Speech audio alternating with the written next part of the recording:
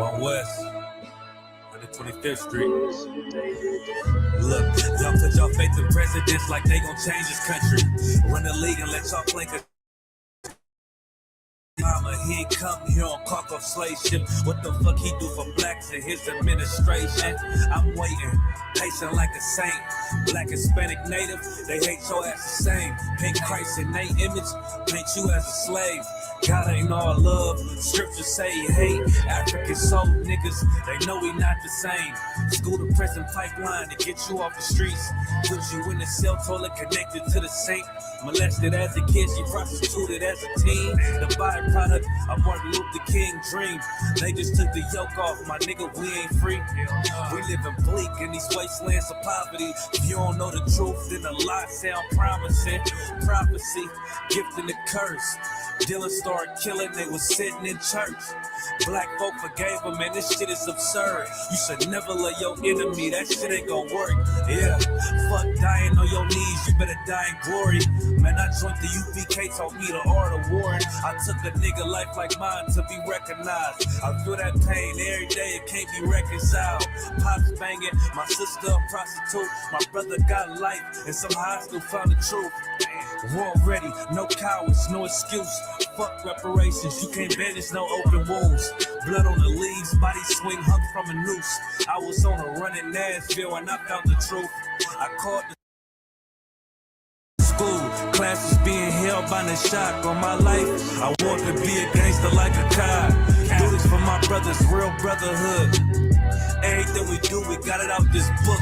My nigga, I can never be no African. U.P.K the only authorized acronym. I'm passionate about my brothers and sisters.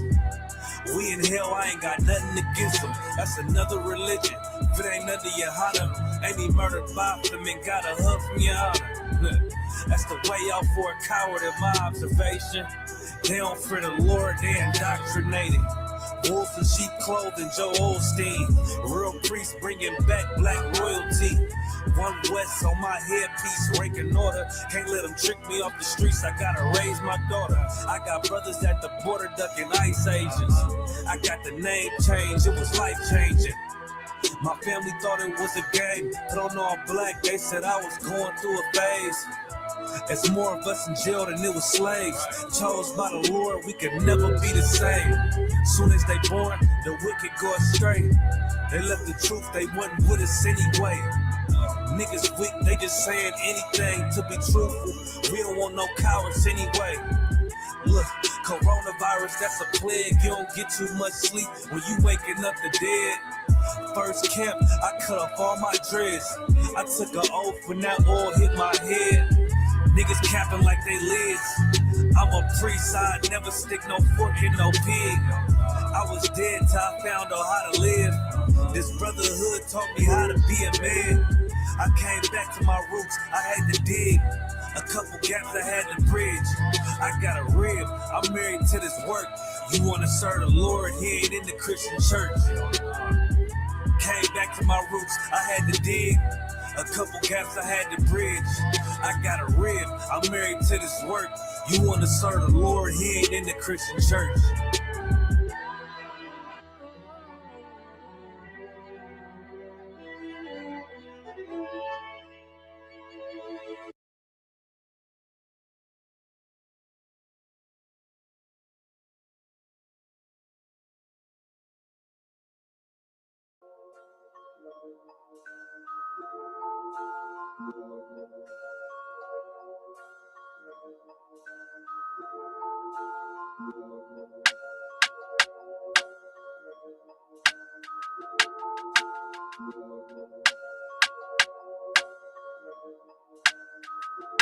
All my niggas ride for me. I got niggas that'll die for me. You niggas ain't built like that. Run around talking like a thug when you won't bust a slug, man. Niggas get killed like that. Acting like you bang for the set when you ain't blood or cuz, man. Blood'll get spilled like that. Niggas saying really they the plug, but they talking to the judge, man. Get your cap peeled like that, cause niggas get killed like that. when you ain't built like that. You niggas ain't, you niggas ain't, you niggas ain't built like that. You was never on the block, you ain't never dodge a knock. You ain't never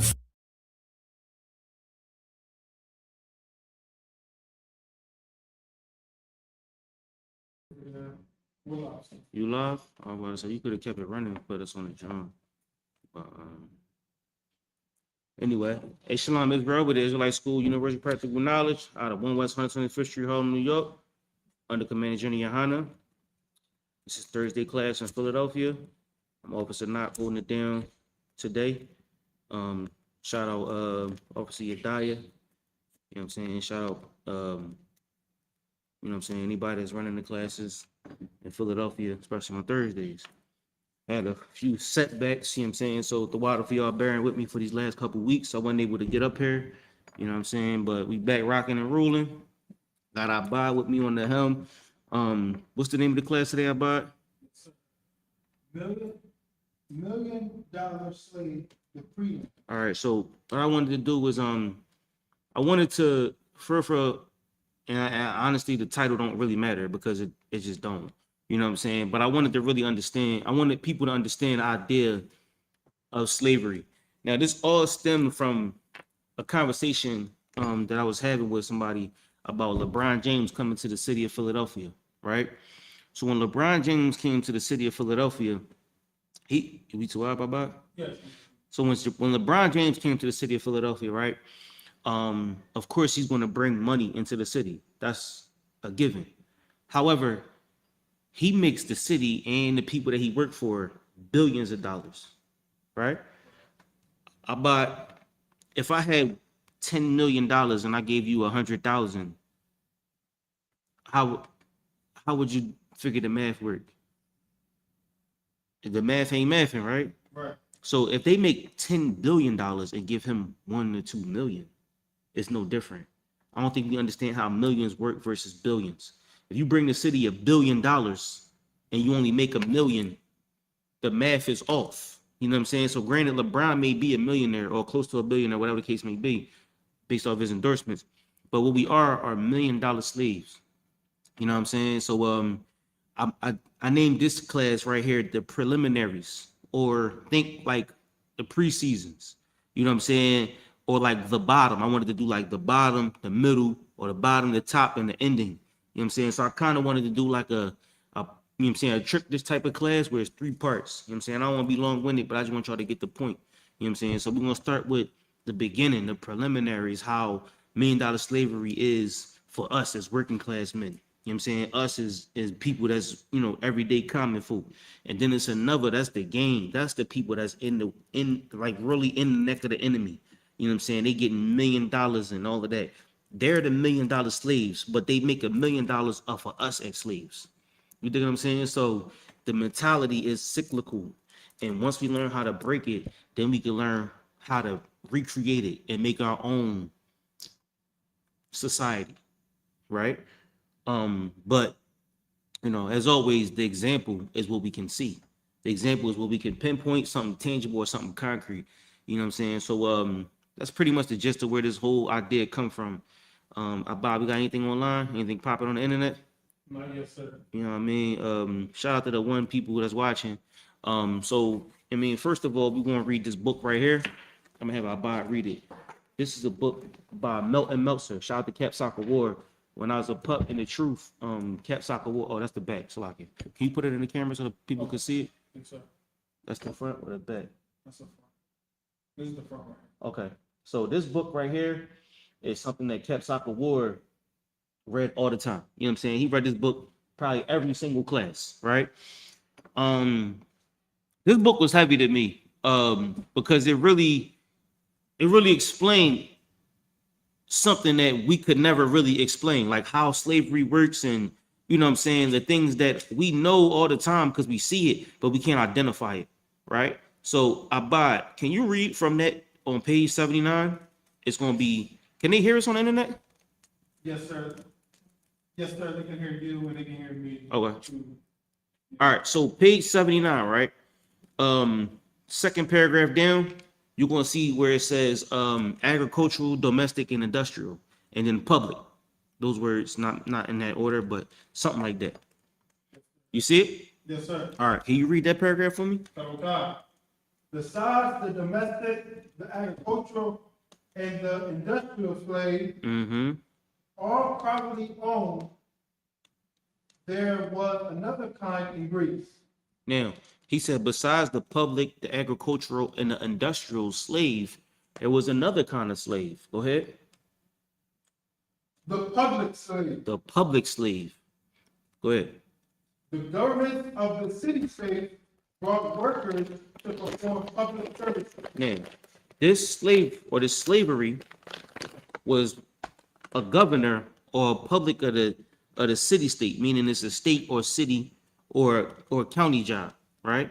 There was 4 different types of slavery that this book pinpointed: the public slave, the industrial slave, the agricultural slave, and what's the last one I bought? Yes, sir.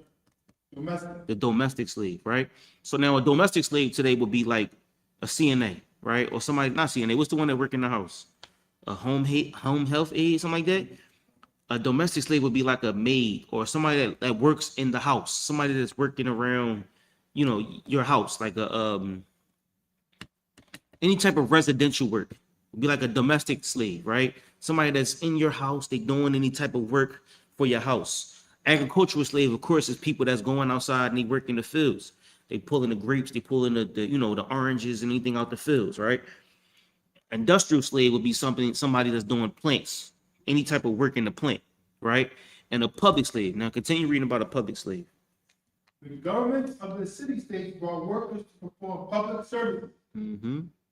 This was especially typical of the cities distant from the heart of Greece. Now, when you break down slavery, right, there's 4 different types of slavery that the book pinpoints. Those are the main common slaveries today. Now, in order to understand that we are in slavery today, we need to understand what slavery is. Our oppressor makes money from the middle class, right? Middle class normally pay higher taxes. The middle or even the hood, like think about it. A bottle of water, about any bottle of water, a bottle of water is 2 for $5 at Wawa in the county, but a bottle of water in the hood, you're gonna pay $5 for it. Or a big bottle, it's $5 for the bottle, but it's 2 for $5 at Wawa in the county, right? Bag of chips can be more expensive in the hood. Only thing that's not expensive is what's not imported.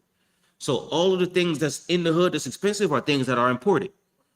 They're not supposed to be there. So if somebody's outside selling water, it's 50 cents. But when the store sells it, it's $5. You dig what I'm saying? So our mind state is to give our money up. And by giving our money up, we got to work for more. So the middle class and the lower class fund the oppressors, right? That's how they get their money, right? Now, if I could you look up the definition of slavery? Yes, sir.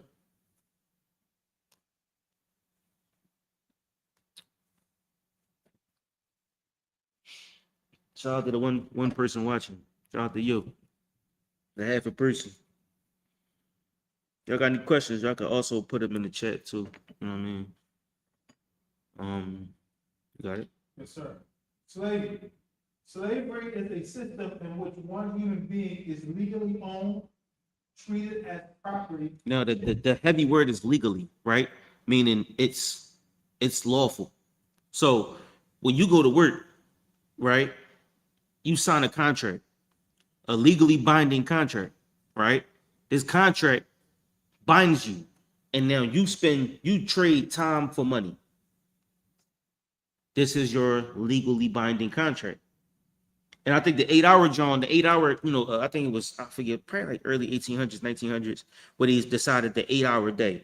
8 to sleep, 8 to work, 8 for free time. But it's not like that today. Because you spend 3 hours getting to work in traffic. So really you only get like 4 or 5 hours at the end of the day to really do what you want to do. And think about it. Let's say you work 10 hours a day, 8 to 10 hours a day, right? And you get of sleep. You get 6 hours to yourself. That's a day. In a week, you get 2 days off. You work 5. In a year, you get 2 weeks off and you work 50 of them. It's just always a bad trade. Now, if you can't tell me that's a slavery, if you tell me it's not a slavery, you had to tell me how it's not, because you can't just walk away, because then you'll lose your job. You can't pay for the water. You can't pay for your car. You can't pay to do anything. And now you just become part of the scenery. You know what I'm saying? Like, there's no way to live in America without working. And the way to bind you is legal contract. You now call it employee. That's what you become. You know what I'm saying? So today's slavery is called an employee. It's a legally binding contract. Go ahead. Slavery is a system in which one human being is legally owned, treated as property, chattel, and forced to do work or obey another person. And you know how heavy it is? They say, what field the work you in? That's what they say. They say, what field the work you in? And you gotta say, yeah, I'm in the medical field. I'm in the mechanical field, right? And if you call out so many days, they can get rid of you. So now it's like, I need you to work today. I can't work today. Now they force you to work. And they leverage is your job. They leverage the money. That's force. Because if there was no force, there would be no pushback. I can't work today. All right, no sweat. The force is the leverage. The force is you being a slave. Like, that's the mindset we got to understand. In order for us to free ourselves, we got to understand first the problem. And we identify the problem that we are slaves. Right? Let me get what I want. How I want to do this. Give me X. Give me X. Because I do want to start off with give me X 8 and 18. Let's go there first. Let's start here.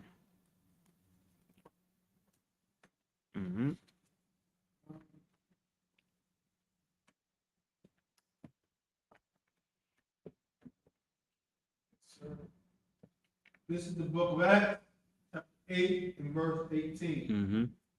And when Simon saw that through laying on of the apostles' hands that the Holy Spirit was given, he offered them money. So Simon Peter was like, yo, I see that, you know what I mean, the way to get the Holy Spirit is through y'all. Can I give y'all like $20 for it? You know what I'm saying? How much you want for me to get that spirit from y'all? I see the work y'all doing. I see that, you know what I mean, y'all make it possible for people. So you think if I give y'all a couple dollars, I can get that same spirit. This is the mind state he in when he coming in the truth. This is you outside the king. What? Yes, sir. Verse 19. Saying, give me also this power, that on whosoever I lay hands, he may receive the Holy Spirit. What? But Peter said unto him, thy money perish with thee. He said, your money is going to perish with you. Your money don't matter here. The money that you have, it belongs to you. And when you die, it's going to die with you. It's not important to us. So you can bring however much money you got. You could be a millionaire. You could be a zero heir. But when you walk into this truth, it doesn't matter how much money you got. Because slavery is in here. Slavery is you tying yourself to the white man. And you got to understand, you got to ask yourself what's more important, your time or the white man's money. Because when you dedicate your time to the truth, you'll see that it replicates. You'll see your money double, quadruple. You'll see the dividends because men will learn from you and they'll take that knowledge and they'll take it to where they learn or where they teach at. And it just keep doubling and multiplying and tripling.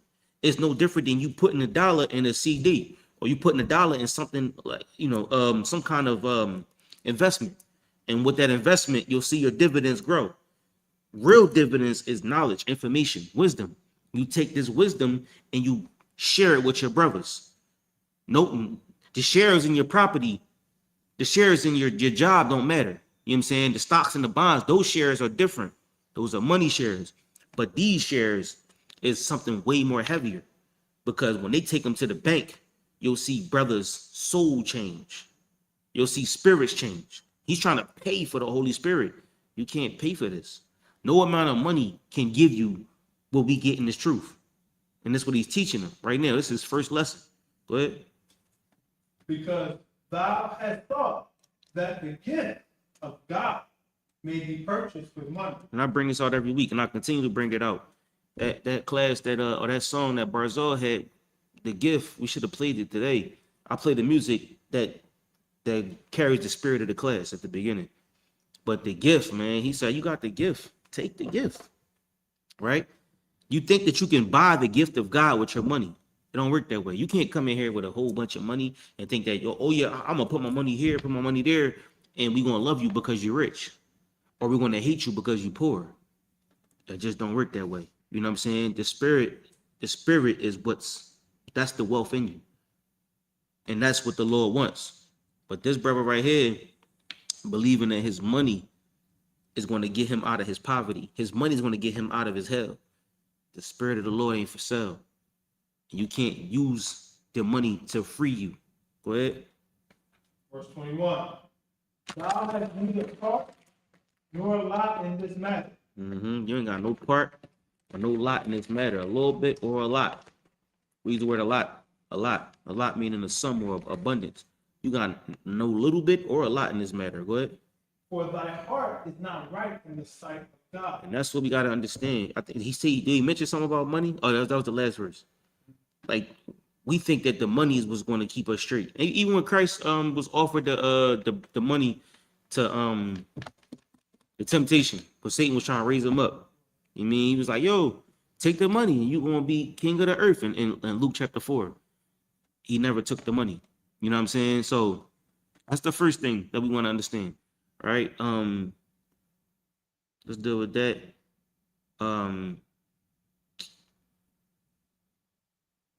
Let's go to the beginning. Give me Genesis. Genesis 15.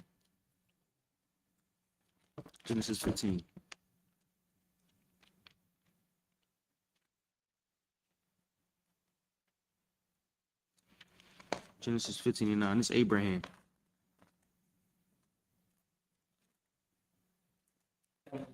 You got it, Abad? Yes, sir. All right, go This ahead. is the book of Genesis, chapter 15, verse 9. And he said unto him, take me an heifer of 3 years old, and a she-goat of 3 years old, Right. and a ram of 3 years old, and a turtle dove, and a young pigeon. Verse 10. And he took unto him all these, and divided them in the midst, and laid each piece one against another. But the birds divided he not. Verse 11. And when the fowls came down upon the carcasses, Abraham drove them away.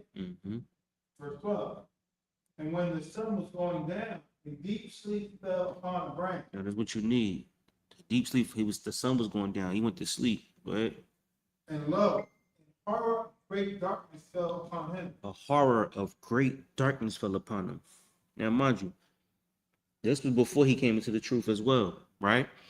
Now, this brother had a little bit of wealth, right? He had goats, he had rams, he put everything down, you know what I'm saying? And the birds came and started plucking at his cattle. He shooed them away. He went to sleep, and a horror came upon him. A dark nightmare came on him. What was his nightmare? Let's read it. Verse 13. And he said unto Abraham, know of a surety. Know of a what? Surety. What? That thy seed shall be a stranger in a land that is not theirs. Now, he said, know of a surety in this dream. For sure, your seed is going to be a stranger in a land that is not theirs. Go ahead. And shall serve them, and they shall afflict them 400 years. Now, this is Abraham. Abraham knew he was going to be in slavery. Abraham knew he was going to be in captivity. Now, the first real idea, I ain't going to say that.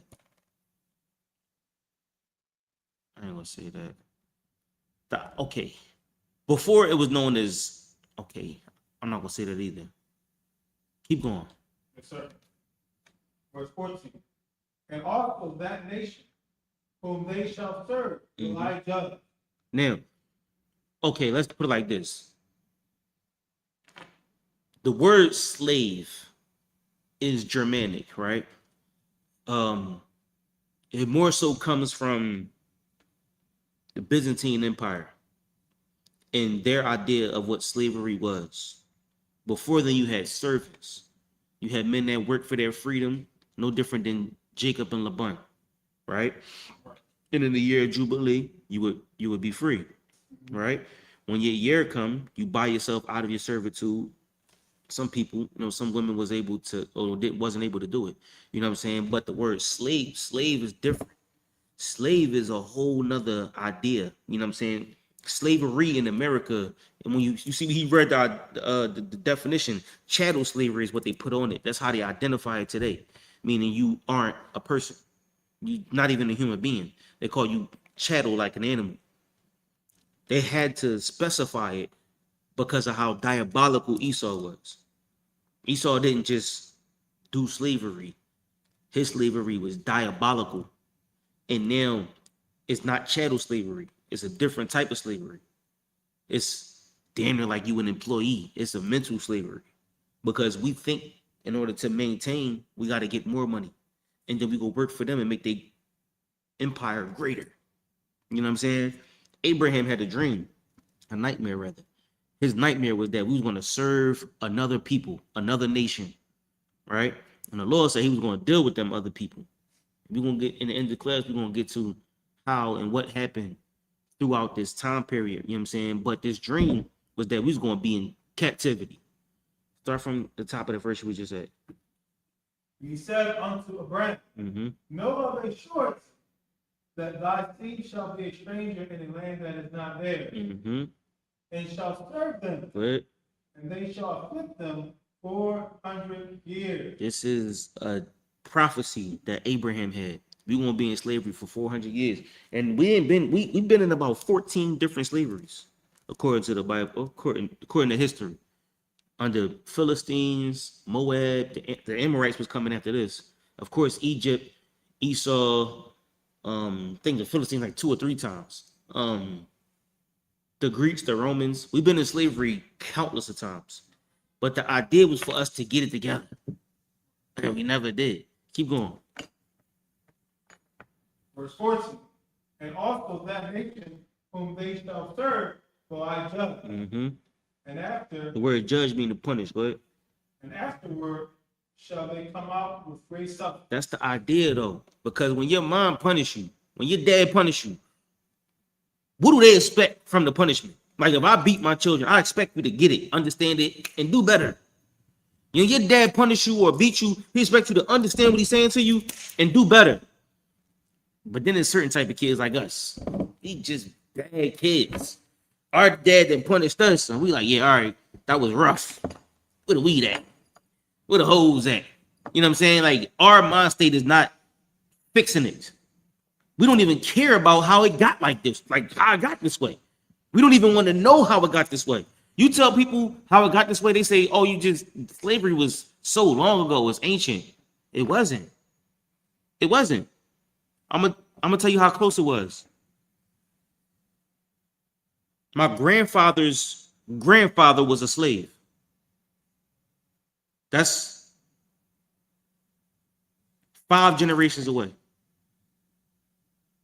So 5 generations away, we was in captivity. Meaning my grandfather's grandfather was my great-grandfather. He was the son of a slave. My grandfather was his son. My father, then me.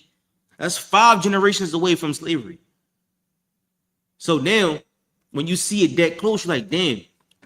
It's a book by, I forget his name, but it's called Intergenerational Trauma. How you teach your children the trauma you went through, and you pass it on. So 5 generations ago, that trauma is still with us today. For instance, they had a study, like mice. You know what I'm saying? Mice would, they would traumatize them. Boom. And their children wouldn't go to where it was that part. And their children's children wouldn't go to that thing either. They learned. They have intergenerational trauma. So down to 4 generations, it would not touch whatever that was. The shocking thing or whatever it was. We know and we teach our offspring the trauma that we went through. That's what slavery did to us. So for so many years, we just taught it to each other, and we didn't even know how much damage it did to us. So slavery ain't a long time ago, but the kids think it's so long ago because of these phones. Like slavery ended less than 20 years ago. Less than 20 years ago. Honestly. But he had this dream that he was going to go into captivity. He was going to serve another people. But the Lord said he was going to judge him. And when we come out of this affliction, we're supposed to be better.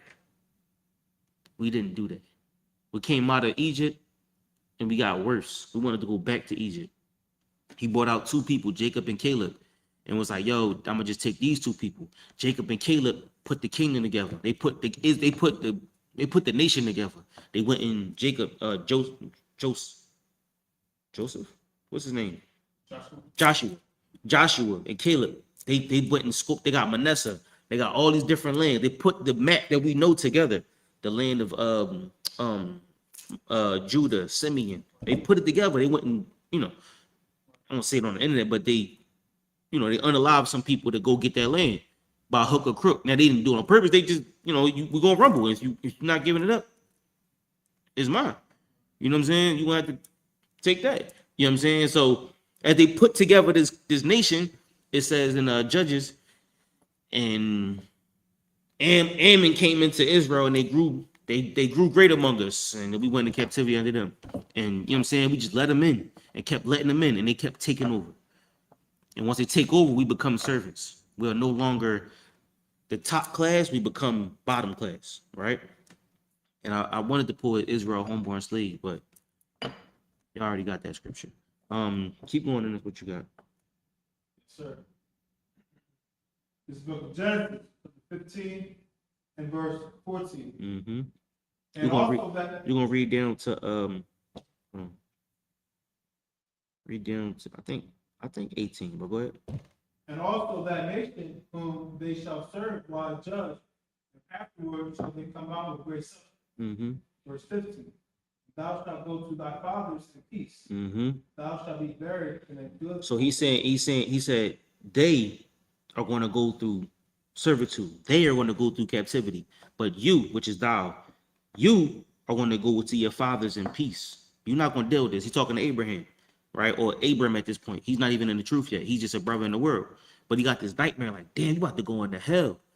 He's like, but you going to go to your fathers in peace. But your children's children, 4 generations, mind you, we just talked about 5 generations ago. 4 generations from now, they going to be in hell. Keep going. 16. But in the 4th generation, they shall come hither again. Mm-hmm. For the iniquity of the Amorites is not yet full. Go ahead. Verse 17. And it came to pass that when the sun went down and it was dark, behold, a smoking furnace and a burning lamp that passed between those pieces. Mm-hmm. Verse 18. And the same day the Lord made a covenant with Abraham, saying, Mm-hmm. Unto thy seed have I given this land, Mm-hmm. from the river of Egypt unto the great river, the river of Euphrates. Now that was think the Garden of Eden like a beautiful neighborhood. Like that was our heaven, right? The Garden of Eden was like Santa Monica, just so we know, like a beautiful neighborhood. Or if you live in Philly, like Westchester, you know what I'm saying? Like out there, you know what I'm saying? Where you could run around and be a part of the great outdoors, like the Poconos. Like that's our land. It's ours. The Garden of Eden was huge. It was given to us. It was our land. We left that to go to North Philly. You know what I'm saying? Like when you think about the Garden of Eden, like a beautiful neighborhood, and you leave it to go to the hood, it's like, why would you even do that? But you wanted to go down to the neighborhood because they, the woman is faster. The drugs are more potent. You know what I'm saying? The life is quicker. You know what I'm saying? You gotta think when you were a kid, how you wanted to live life. We wanted to get the most high. We wanted to get the most drunk. We wanted to be with the most gangsterous people. Like being a gangster is like overrated. You know what I'm saying? Because the most hardest nigga get taken out. You know what I'm saying? But that's the way we wanted to live. We wanted to be a part of them. And so we lost what was ours to be a part of them. So let's get off of that. Give me First Maccabees 3 and 41. So he had this dream that we was going to be slaves. And it happened for sure. And it didn't happen once, it happened time and time and time again. So I forget what scripture it is, but they had to ask, like, are we homeborn slaves? Like, are we comfortable being this way? Be comfortable going to work in the morning? I know you're not, but you do it. You comfortable, wake up in the morning, 7 o'clock, 6 o'clock, 5 o'clock, hit that alarm, put your feet on the floor, brush your teeth, kiss your wife or your husband or your kids and go to work in the morning. Like, we have to ask ourselves, are we meant to do this? Like, is this what life is? Like, what's the meaning of life? Is it to wake up in the morning and go to work every day? Because that's what we do. We go make them Fortune 500s. We're going to make them billions of dollars, millions of dollars. And we come home with our little couple thousand, couple hundred, buy a bottle, turn up, and then we do it again on Monday. But it's comfortable to us. It's normal to us. And so we do it every week in perpetuity until we 80, 60, 50 years old. And then when the time comes, we think about what we did with our life. We ain't do nothing. We ain't do shit. Because we think that our slavery is regular. Read what you got. This is the book of First Maccabees, chapter 3 and verse 21. Mm-hmm. But we fight for our lives and our laws. Mm-hmm. Verse 22. Wherefore the Lord himself will overthrow them before our face. 41. Isn't it?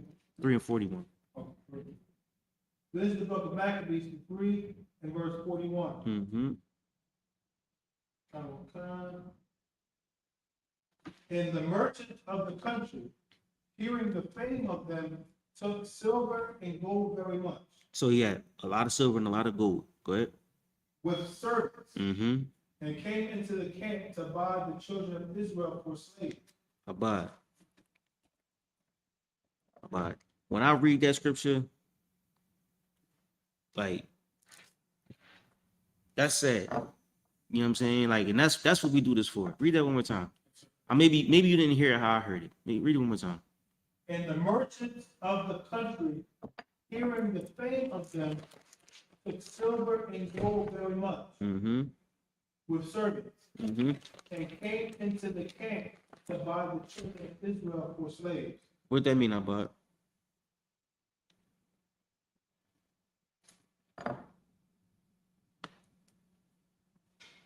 Yes, sir.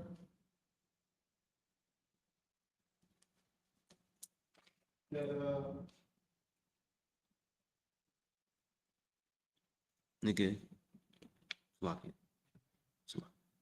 We was for sale. We was what the merchant was selling. He was selling you. He was selling me.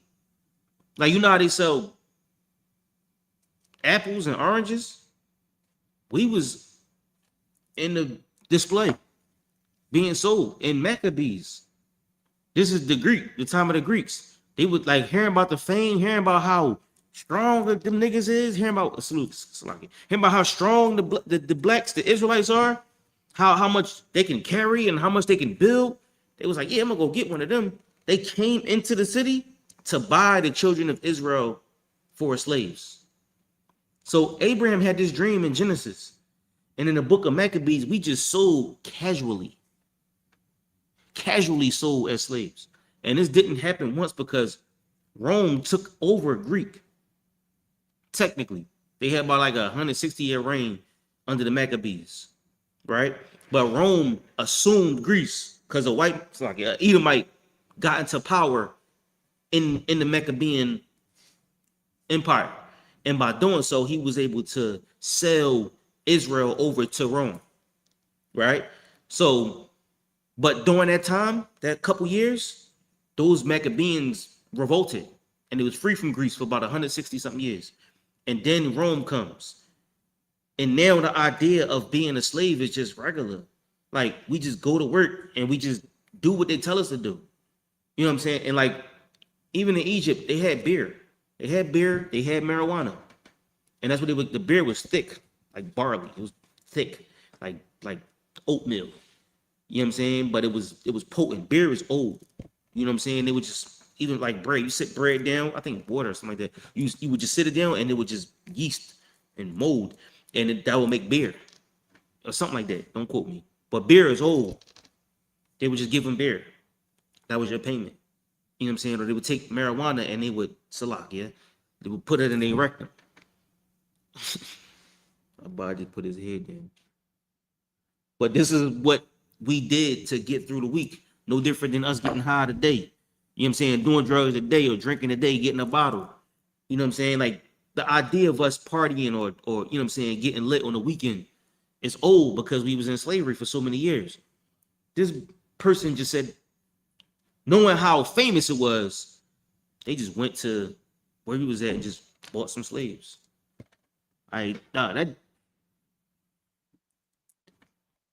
We were supposed to get it right. Yes, yes, sir. You know what I'm saying? Give me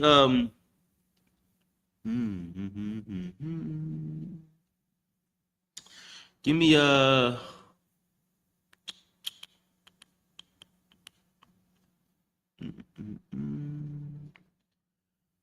any more in that scripture? Yes, sir. Go ahead. A power also of Syria and of the land of the Philistines joined themselves unto.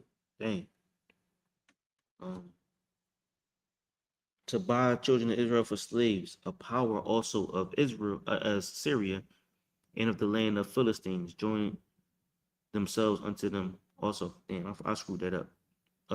Keep going. Verse 42.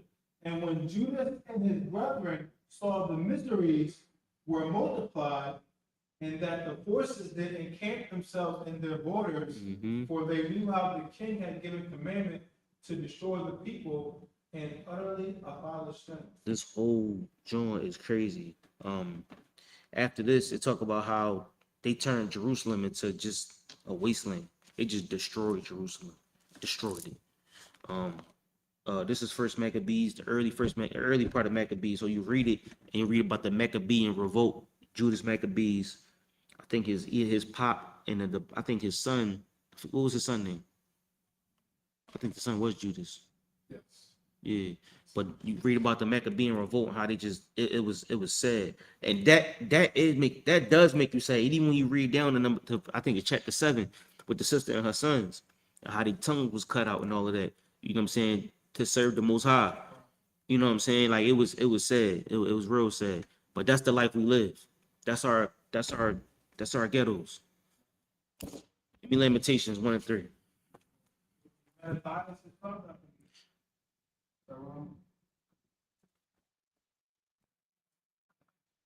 No, that don't sound right.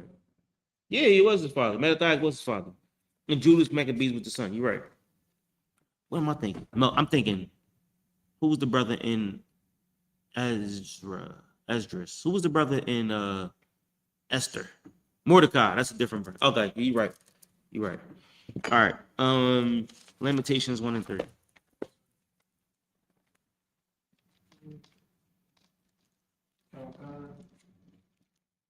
This is the book of Lamentations, chapter 1.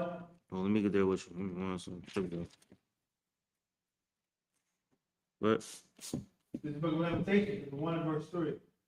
Judas is gone into captivity because of affliction. This is what we just read. We went into captivity because of our lusts. We went into captivity because of our sloppy. You think you could hit me up right here?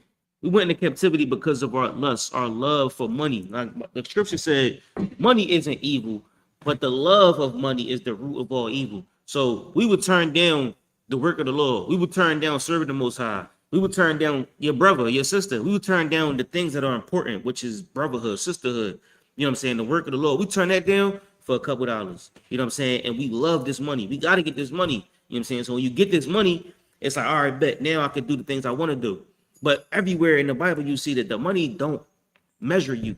The money don't show who you are. So if you get $10,000, your $10,000 don't make you no different, because what's going to happen is you're going to lose your house. You're going to lose your car. You're going to lose everything. You know what I'm saying? And I'm not just speaking from, I'm not just talking. You understand what I'm saying? Like, you lose things and you lose your money because it gets taken away from you. And then you left with nothing. And you see how strong you are when you're standing with nothing. Now, our lust and our want for so much more, the hunger for more is what causes your wheels to spin. Because you never get rooted. We never get grounded. We never understand what the purpose is. So it says Judah, what it say again about? Judah is going into captivity because of affliction. You go to work more. You go try to get more money. You do overtime. You know what I'm saying? You got to work on Saturdays and you can't be around for your kids and they're going to grow up without you. Read it again. Judah is going into captivity because of affliction. You got to get this money. And it ain't just you. TikTok is going to grind you up. Instagram going to make you feel this big. Facebook going to make you feel even smaller. So you got to get your money up, right? You need a bigger car. You need a better house. You know what I'm saying? You need better clothes. You need the Jimmy Choos with the red bottoms. I don't even know if that's a thing, but it sounds good. You need the nice watch, and we need better clothes, and you know what I'm saying? We need better things. And so what happened is we go work more. And by working more, you force yourself into captivity. You know what I mean? That's how we become $1 million slaves, because we want more. We got a hunger for more.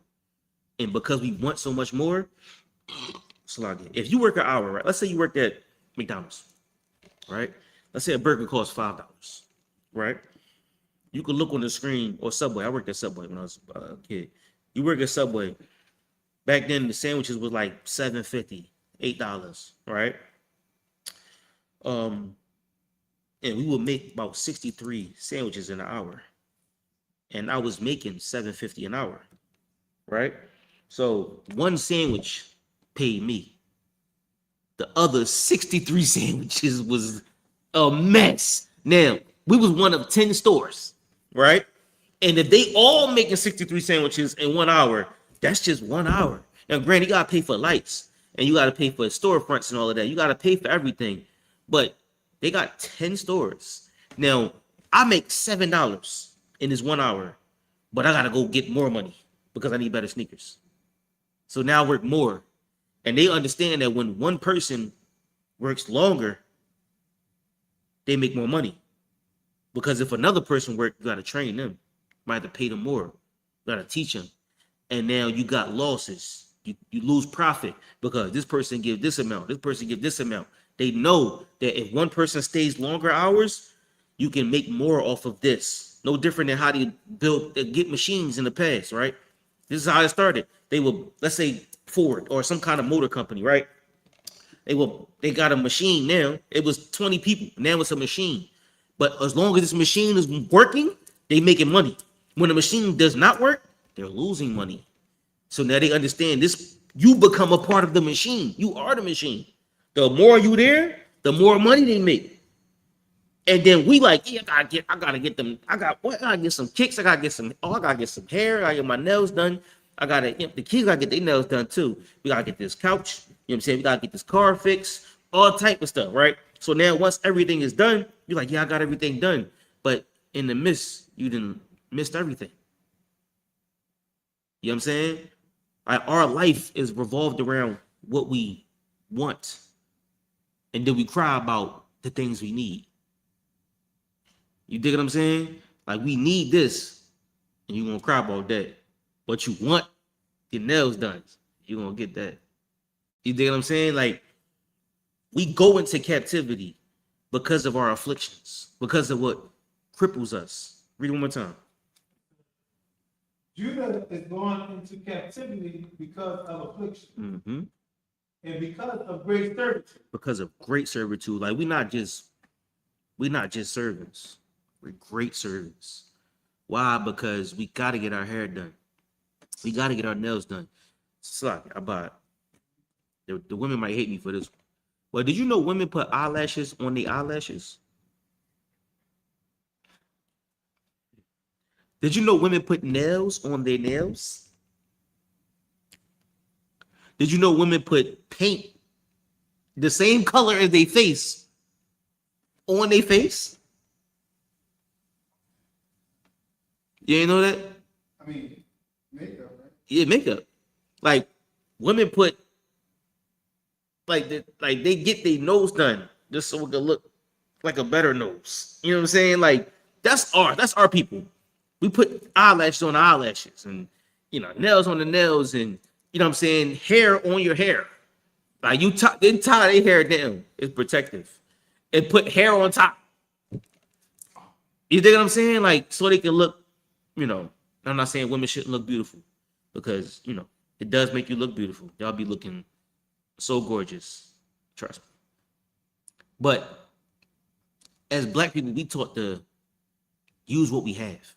You know what I'm saying? Like we taught to make it work with what we have. Like what they said on Friday, he was like, it's not enough. She was like, make it enough. You know what I'm saying? Like that's what we taught to do. So if you ain't got enough hair, make it enough to save you some money. And you ain't got to go into captivity because if it ain't you, it's the man. You know what I'm saying? Or vice versa. Read it one more time. Yes, sir. Judah is going into captivity because of affliction. Mm-hmm. Because of great servitude. Go ahead. She dwelleth among the heathen. Mm-hmm. She findeth no rest. That's us, man. Like we go into captivity because of what we like, what we want. And among the heathen, we find no rest. We wake up in the morning, done. We come home, done. Our kids see us. They be like, come on, come play with us. Oh, not right now. I'm tired. Come on, I want you to come read this with me. I can't, I'm tired. Come on, can you come color with me? Not right now, I'm tired. And your kids grow up, and you like, damn, where the time go? It went into your slavery. Or your wife, like, yo, come on, I want you to go do that with me. And we never get a chance to go do it with them because we spend all that time working. We spend all that time in our slavery. And so now when you look up, time is gone. Time has passed you by. And the next thing you look at is, where did it go? But we wasted it. We gave it to the white, we gave it to Esau. We gave it to our oppressor. You know what I mean? And that's where our problems come in at. Great servitude is what we give our oppressor. What's up, little sis? Little crazy. You got some chips? You got a big box of chips too. Dang, gotta get some chips. Let me get what you got in that box. What you got in that box? Oh, you got some. Can I get some of them sour cream and onion chips? Oh no, let me get these. When you open them up, can I get these honey cheese curls? Can I get some of these? Oh, you got that might be for the cookout. That's for the cookout. Yo, when you open that box, I get some of them honey cheese curls. Yeah, if I could, I appreciate it. You know what I mean? So whoever that is, shout out to you. So it say is Judah a homeborn slave? We going into captivity because of our afflictions, because of the things that we want, because of the lifestyle that we want to live, because of Instagram and Facebook posts and you know what I'm saying, who's driving the best car and keeping up with the Joneses. And you go in the house and you don't just like the house. Still out of it. I appreciate it. You go in the house, you don't just like the house. You want to get a brand new kitchen because this ain't enough. You want to get a brand new stove because this ain't enough. We get a brand new fridge because this ain't enough. Everything got to be up to par with how we want to live. And by doing so, you keep the bills coming in. We stayed working. And next thing you know, you signing a 30-year mortgage that now take you 50 years to pay off because you didn't put $50,000 of crap into your house. You know what I'm saying? Like, we go into captivity because of our afflictions. We stay in hell because of the things we want. And the only way to fix it is to learn how to go the other way. Now, here's the spin on it, right? Let me see how many people up here. All right, so boom, here you go. You get a loan. Let's say you get a loan for $200, right? The loan is 10% on $200 for 2 years. So mean every month you pay another $10 per give or take on your loan. So they loan you $200, and you're going to pay back the $200 plus the 10% for the 2 years. So by the time the loan is done, you'll wind up paying $400. That's how they make their money. Now, if you get your loan and pay them up front, the investors never make money. Now I want you to know that. They can't loan you money. I'll buy this back, y'all. I had to go until I buy it came back. Right? So when they loan you the money, they bank on you not paying more on the principal. So now when you pay the loan with the interest, you pay the investor, right? And so now when we get so many loans, we can't pay so much. So many credit cards, we can't pay so much. So now we want to paying the interest, the max interest. And so now that's how they make so much money off of us. They make millions of dollars off of us because we just slaves and we don't understand how money works. Right? So now if you get a $200 loan, it's best to just pay the $200. You get the loan and pay it as quick as you can because now the interest doesn't accrue. And that's what they call credit. Right? But we had the best of the best. We got so much debt. And by having so much debt, we create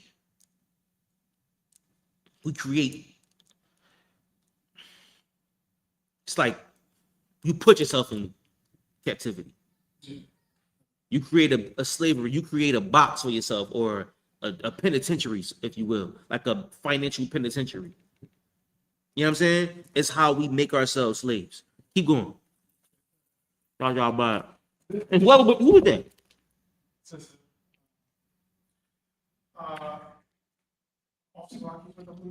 Shout out to Malaki and his red. Shout out to Locke and his red. What? What?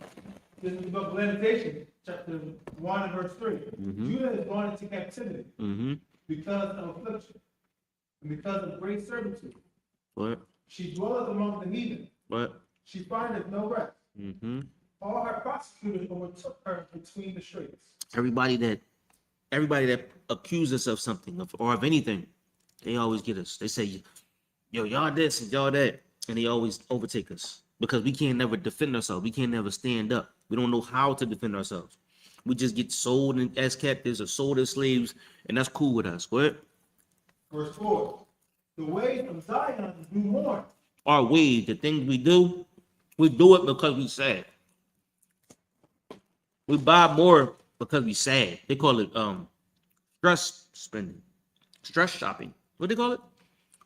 I think that's right. Like they actually go shopping because they sad. Stress spending, or sorrow shopping. I don't know what they call it, but we're looking it up. Yeah, it's like a type of shopping that they do because they sad. I forget what it's called, but that's what is it called? Stress shopping. Stress shopping. Huh? Stress shopping or retail therapy. Retail therapy.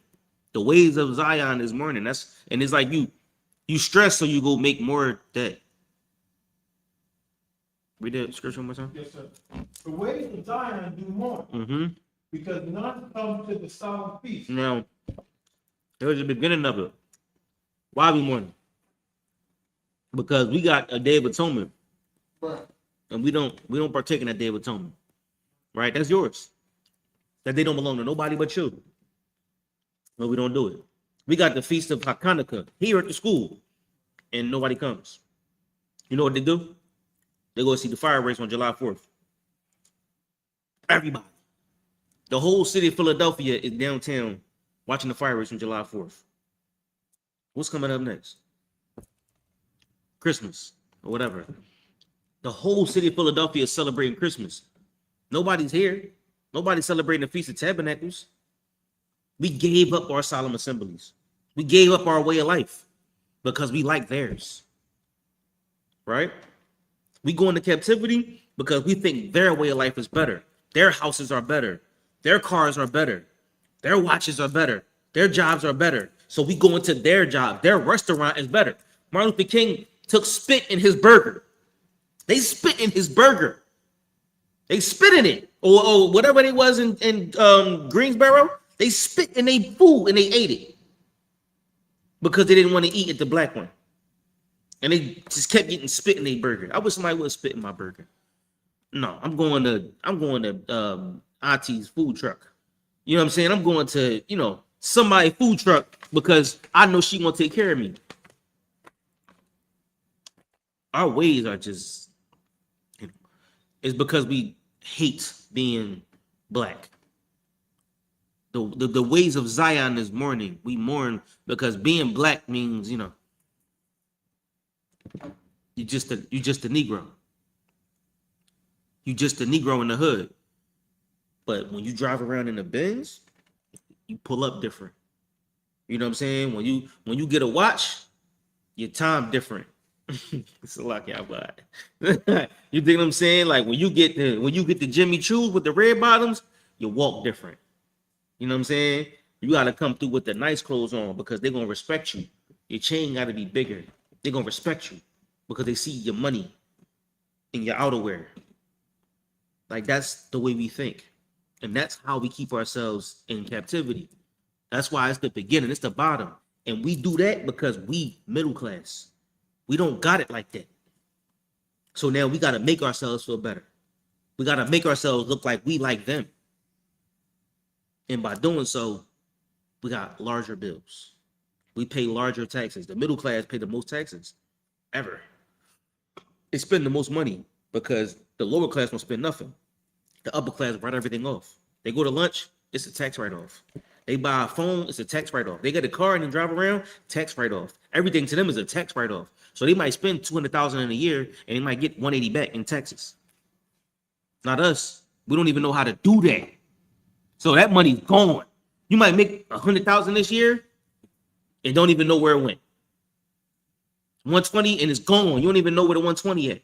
You look at your pay stub, what you call them, at the end of the year, your tax return. You're like, God damn, what the fuck? Excuse me, where does money go?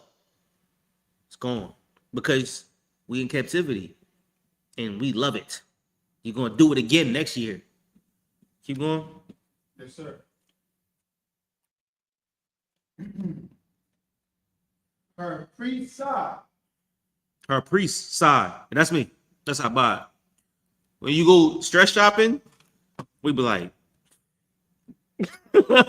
you come home with them Jordans, Jordan 13s, like, ooh, I just found these. They was $250. Because it's a brother down the street, and he don't know how he eating tonight. But you wearing $250 on your feet. It's a brother that's down the street. He got to get on the train because he can't get no wheel right now. His transmission broke down. He on the train. But you got $250 sneakers on. You know what I mean? Like, we treat ourselves as if, we the status of what money is. You know what I mean? That joint is humming. Is that no? It's on. That's my fault. So you get the point, but go ahead. The priest side, go ahead. Yes, sir. The priest side, her virgins are afflicted. We know what the virgins are, right? By definition, in the Zondervan, you got to pull it.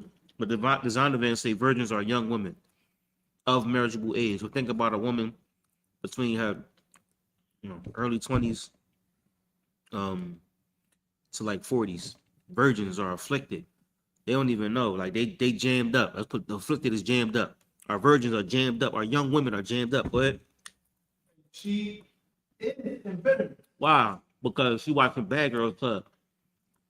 What's the other one? Real Housewives. They go on TV to fight. How about it? They go on the show to fight. Women. It's reality TV. Which from the beginning, I think the first one was like called Big Brother. That was probably the first reality TV show, right? I believe so. Don't quote me on it. But they put cameras in every room and they designed it to where you can't have privacy. They will make you have to walk into a space where there's cameras and stuff like that. They make you interact. And those interactions are caught on camera. And then the only place you get privacy at is when you talk to the people. That's the only place. So you can't even reflect. Your time of reflection is on camera when y'all watching you. They know what they was doing. Big Brother, what's the name of the show I just said? Big Brother is what they call technology.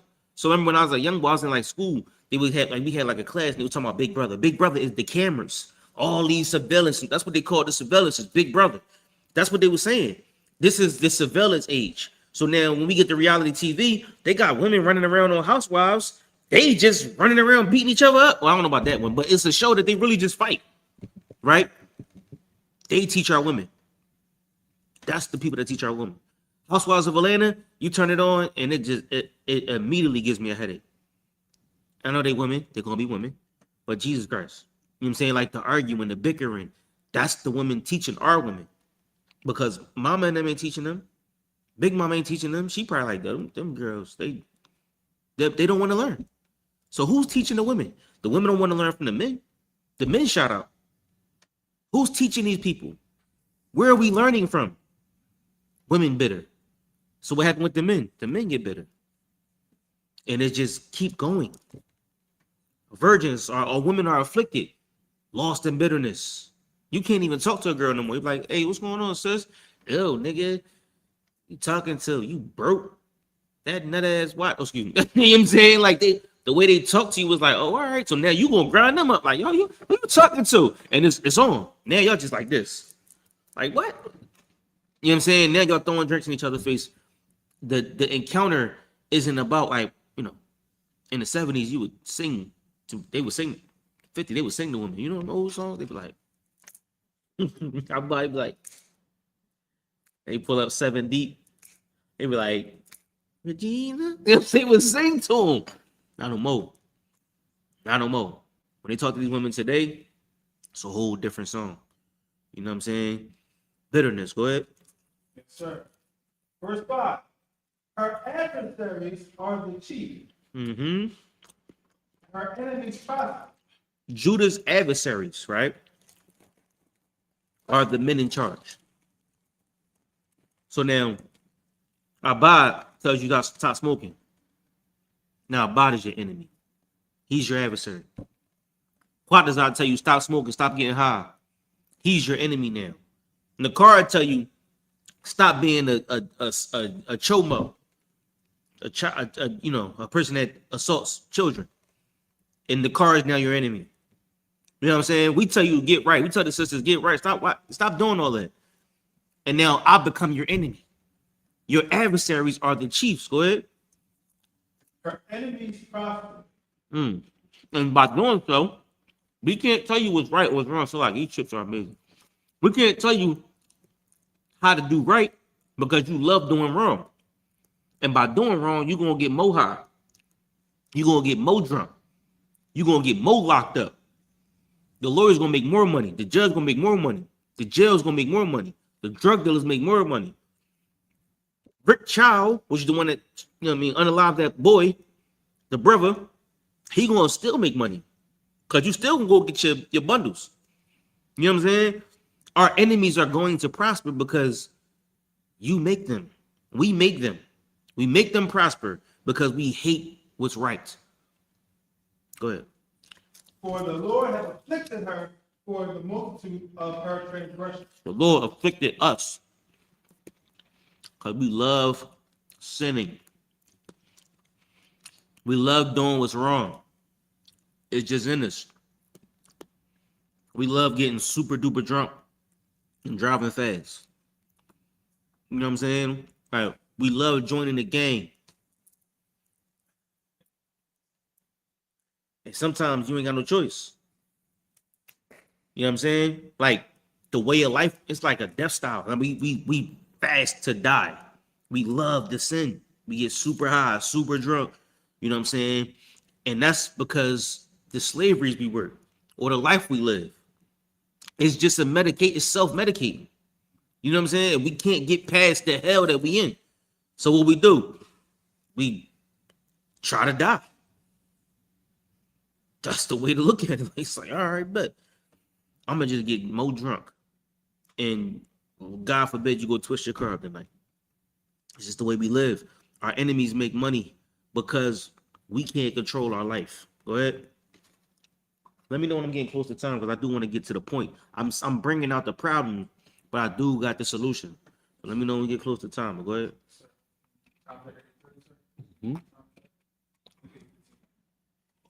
Her children are going into captivity. We're gonna get a little deeper and then we're gonna work our way back up. All right. What? Her children are going into captivity before the enemy. What verse we on? Verse 5. What? Verse 6. And from the daughter of Zion, all her beauty is departed. Dang. I believe somewhere in here they talk about the scab of her head and all of that. This really break down the sisters. This breakdown is really like it. It's a metaphor for Israel being a woman, but it really just shows how distressed a woman can be in Israel. This whole breakdown is heavy. If y'all want to, we could do a Soul Sisters breakdown up here. I'll go back into Soul Sisters, and then we could just do the whole John on this, on the sisters. But this is a definite breakdown for them. So give me Baruch 4 and 6. If y'all got any questions on that, y'all want to keep going, just type it in the chat. I'm about to get y'all straight. Baruch 4 and 1. 4 and 6. A lot.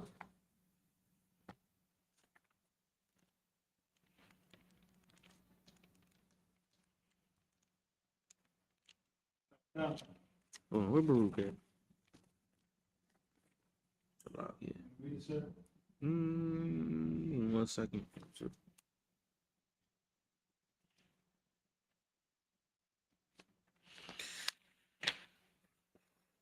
But This is the book of Baruch, 4, verse 6. You were sold to the nation, not for your destruction. We were sold to the nations, not for our what? Not for your destruction. Not to be destroyed.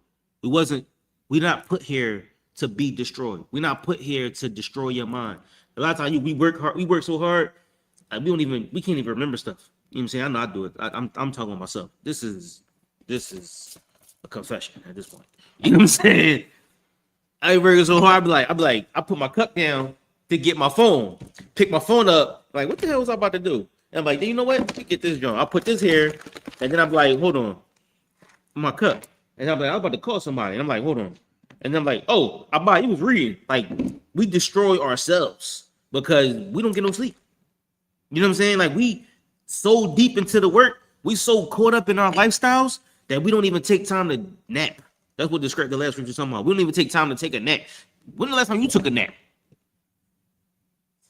Today.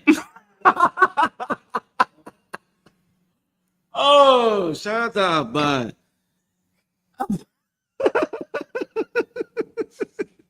God damn. How about that, boy? You different. A lot of us don't really get a chance to take a nap. You know what I'm saying? Like, but shout out to you, because that's a better way of living. Because a lot of times we sell our time for nothing. And I think that's another scripture that I didn't want to pull. But you know what I'm saying? We sell our time, we sell ourselves for nothing. Sell our soul and our time literally for nothing. Right? So read that again. Yes, sir. You were sold to the nation, not for your destruction, but because you moved God to wrath. When you're most high upset. No different than you got to leave the house. You ain't got to leave the house because your parents was mad at you. You got to leave the house because your dad don't want you to die or get killed out there. He just wants you to learn. If you want to be on them streets, then go be on the streets. That's the only way you can learn, right? So you didn't get pushed out to be destroyed. You got pushed out because you just made your dad so mad, so angry, so upset that he couldn't do nothing else. He can't teach you no more. So now you got to learn from your failures. You got to learn from being in the ground, on the ground, face to the ground. You got to learn from your hell, your mistake. Everything you do wrong is going to teach you at this point. And God forbid, hopefully, you don't get yourself unalived out there. You're not put in that position to be destroyed. You put in that position because you made your father upset. What? You were delivered unto the enemy. Verse 7. For ye provoked him that made you by sacrificing unto death. You provoked him that made you because your sacrifices are to Esau. Our sacrifice is the time we give Esau. You don't get the truth no time. You don't get the Lord no time. I can't do it. I'm going to be slaving. Our time is consumed in Esau. There's nothing left to give. Right? We get the cross on us, the cross necklace. All diamonds. It's a pretty good penny. All that time, you just put it to a idol. I ain't gonna say idol, but you put it to something that isn't worth anything. You know what I'm saying? Like our sacrifice is to them. You know what I'm saying? The things that we do, like the most important thing we sacrifice is our time. That's why I keep bringing time up. You know what I'm saying? But also you sacrifice your money. Our money goes to them because you trade your time for money and you trade your money back to them. So what do you have at the end? You know what I'm saying? Like we take the time from our family. Like that's what the people that love you the most, what they need from you is time. That's why y'all have problems because they don't get enough time. And then you trade your time for money and then waste the money. So if you're not going to give them time, at least give them the money. If you're not going to get the truth time, at least get the truth the money. But no, we sacrifice all of it to devils. We give it all away. And then we go back to work on Monday and do it again. That's the beginning of it. That's the preliminary. That's the prelims. That's how we start. And then one day you might make it big. You might blow up and be a big star, a superstar. And now we in the game. You $1 million slave. And all they want you to do is sell their lifestyle, also known as content. You sell their idea of what music should be. Getting high music. Music that unalives another brother, right? The girl shaking the butt. Like at some point you would have thought like these women that make songs, we thought they would mature. Like Cardi B, like when you listen to Jay-Z, you could see him maturing in his raps. He used to, sell dope. Now he talking about, I'm mafioso, mafioso. He can see him maturing. When do Cardi B mature? Like when is she going to talk about grown people stuff? When is Nicki Minaj like maturing her raps and talk about what's grown people going through? You know what I'm saying? Like even Meek, you could see Meek maturing in his rap. At the beginning, he was talking about dreams and nightmares. Now at least he's talking about nightmares to dreams. He trying to change change it to something. But Cardi B and them, they just, they continue to push the narrative that they were sold, which is how to make us more destroyed. Right? I forget the point, but keep reading where you was at. Sir. Verse 7. For ye provoked him that made you by sacrificing unto devils. We provoke the Most High by sacrificing the devil. Go ahead. And not to God. Not to the Most High. Like we don't sacrifice. You don't put that same brick or that same effort here. Like, you know what I'm saying? You go to work yourself to death and don't come to class. Why? Because you tired, right? We too tired. We can't make it today. I ain't gonna make it to class and I'm too tired. But you sacrifice all them hours to the white man, to our oppressor. All them hours, you gave it to them. You can't come here for 2? You can't come here for 50 minutes? It's just too much, right? I understand. You know what I'm saying? It's too much. Saturday is too much. You can't get the most high one day, but you gave Esau 5. One day is too much. I understand. We sacrifice all of that to our oppressor, all of it to the devil, and we can't get the most high one day. You know what I'm saying? Keep going. Verse 8. Ye have forgotten the everlasting God that brought you up. You got the one that raised you up. You got the one that gave you that name. When you take the Lord's name in vain, you put your hands on Ma'aseh Shabbat, that oil on your head, you take the Lord's name, he give it to you. Don't take it in vain. He the one that brought you up. He the one that raised you up. The Most High raised you up, gave you that name, brought you into school, brought you out the world. And now you can't even sacrifice a day, a couple hours. You know what I'm saying? We learn in the world that ain't no God. You know what I'm saying? Our God is green with a Edomite face on it. Our God is green with some that we roll up in the blunt. I don't know if I can say that. Our God is white in a little baggie and they snort it or smoke it. Or our God looks like ice and they just get high on it. Our gods are the things we serve in the world. That's more important than the everlasting God. Because once you get done with this God, whatever that God you just had, it's gone. You got to go get more. It ain't everlasting. The feeling ain't even everlasting. We trade ourselves, our sanity, in to the devils, to the oppressor, right? And the thing that mattered the most, which is your mind, your time, your money, or whatever in that case, we just give it away. You give your mind away. You give your body away. No different than I brought this out on Monday when what's his name? Joseph. They start selling their cattle and everything else. Then they just sold their body. We just read where we were just selling ourselves. Like, yeah, come on. Women just sell their body out on the streets. They just like, yeah, come on. That's horrible. I can't even imagine just selling your body. That's rough. I don't even know what mind state you can be in to just sell your body. But that's where we are. You know what I'm saying? That's how we live. And our might has to come from somewhere. Keep going. What time? What's on Christ? Go ahead. So God, verse 8, ye have forgotten the everlasting God that brought you up. Mm-hmm. And ye have grieved Jerusalem that nursed you. You had what? And ye have grieved Jerusalem that nursed you. We made this land stink. We made our homeland stink. Now, Jerusalem is in grieving. You know what I'm saying? The Most High is in grieving. The name of Israel is in grieving. These scriptures are in grieving. They the ones that gave us this blood in our body.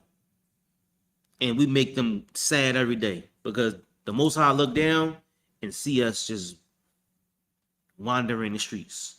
See us just getting high and bending over, just taking it from whoever is willing to give it. And you just taking the money and walking away. Jesus Christ. You know what I'm saying? Like we just go, to the liquor store and just give them all our money and then go home and beat our wife. You know what I'm saying? Or you get super duper drunk and twist your car around some pole. And he sees the affliction. He sees the pain. And all this is because we stressed out on the job, in the field we in.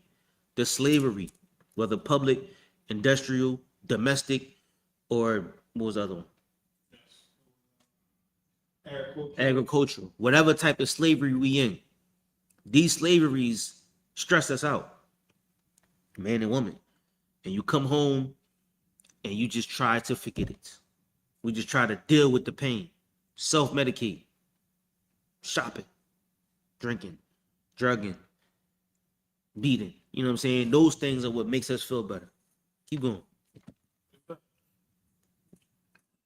Verse 9. Mm-hmm. For when she saw the wrath of God coming upon you, she said, hearken, O ye that dwell about Zion.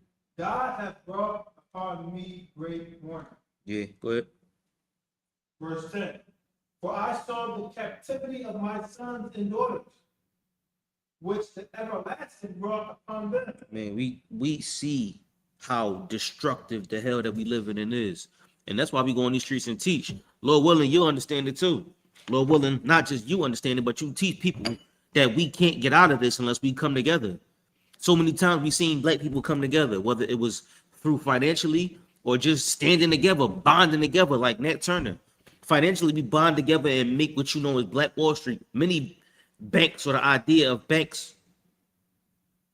Yeah, the idea of banks was started with, not banks. Credit unions was started from black people banding together and forming us.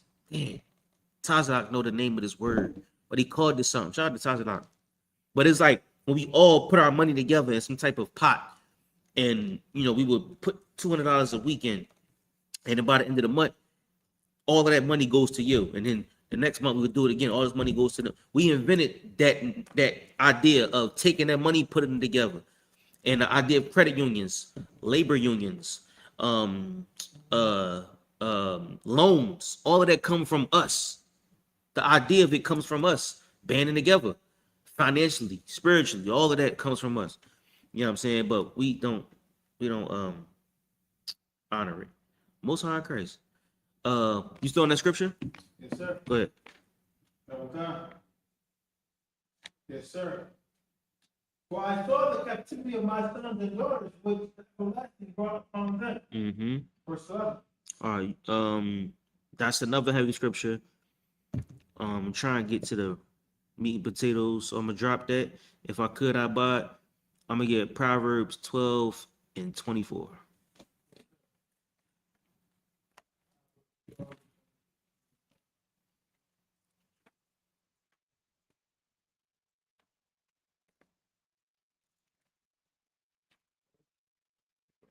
This is the book of Proverbs, chapter 12, and verse 24. Hold on 1 second. Let me get that with you.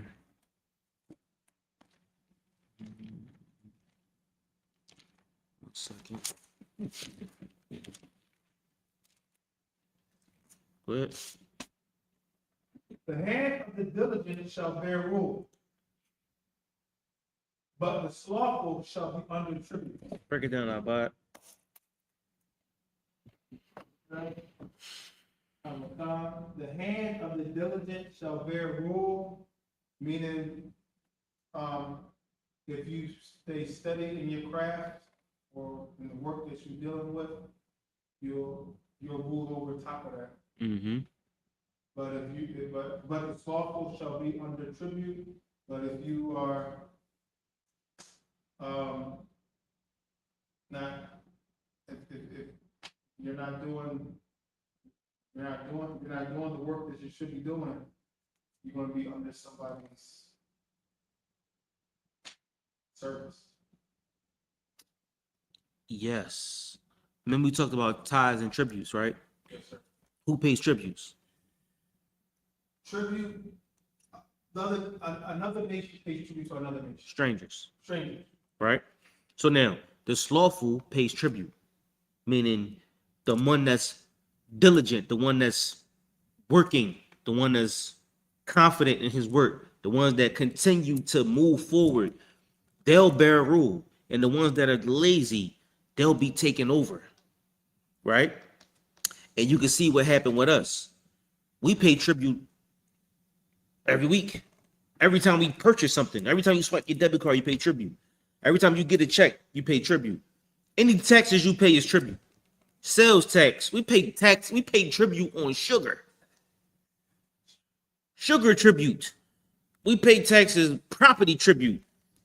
We pay school tribute. There's 20 tributes we pay. We pay so many tributes. Why? Because we're lazy. We're lazy. We don't want to do what it takes to run a nation. We don't want to do what it takes to make America. Because if we make America, America would be great. But we don't even know what it takes to make something like this. Because we so used to just being comfortable being walked over. Right? Slavery isn't a choice, like what Kanye said, but it is a mind state. And we got to get out of this mind state by becoming somebody that's not lazy. Becoming somebody who don't just work. When you take them couple dollars, like for instance, Kanye wanted to buy himself out of his debt, buy himself out of his contract, but they wouldn't tell him the number because they know he can buy it. So his slave masters, I don't know if we can say that, but his slave masters just kept it a secret because when in secrecy, they can win. So he took his contract and put it on the internet, all 100 pages, and just blew it up. So he's trying to buy himself out of his contract, and they won't let him. But he's diligent. He's not going to give up. And they know that. He can be the one to win. Not saying him, not Kanye in general, but somebody that's like that. Because the person that just lays like, yeah, whatever, you'll never get it. But when you work hard, you keep pushing and pushing, that's when you can see something. You can see fruit. But we comfortable, going to work on Monday and just working 8 hours, come home, spend 2 hours with your folks, whatever, 2 hours cooking, and then go to sleep and do it all over again. We got to get out of that. It's a way out of it. It's absolutely a way out of it. The same way they put us in it. Should I tell them? I'll tell you at the class. All right, we can talk about it at the class. The same way they put us in it is the way out of it. The exact same way. I'm going to just give y'all a hint and start with redlining. Start there. All right? Keep going. The hand of the diligent shall bear rule, but the slothful shall be under tribute. Verse 25. Now, like, we just can't be comfortable with America. We can't be comfortable being slaves. Give me Proverbs 137:9. We can't just be comfortable being slaves. We can't be comfortable living in this hell. And just saying that it's cool. It's just saying that, you know what I'm saying? It's regular, it's normal.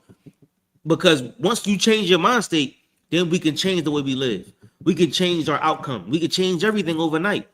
But you can't do it if you just a slave.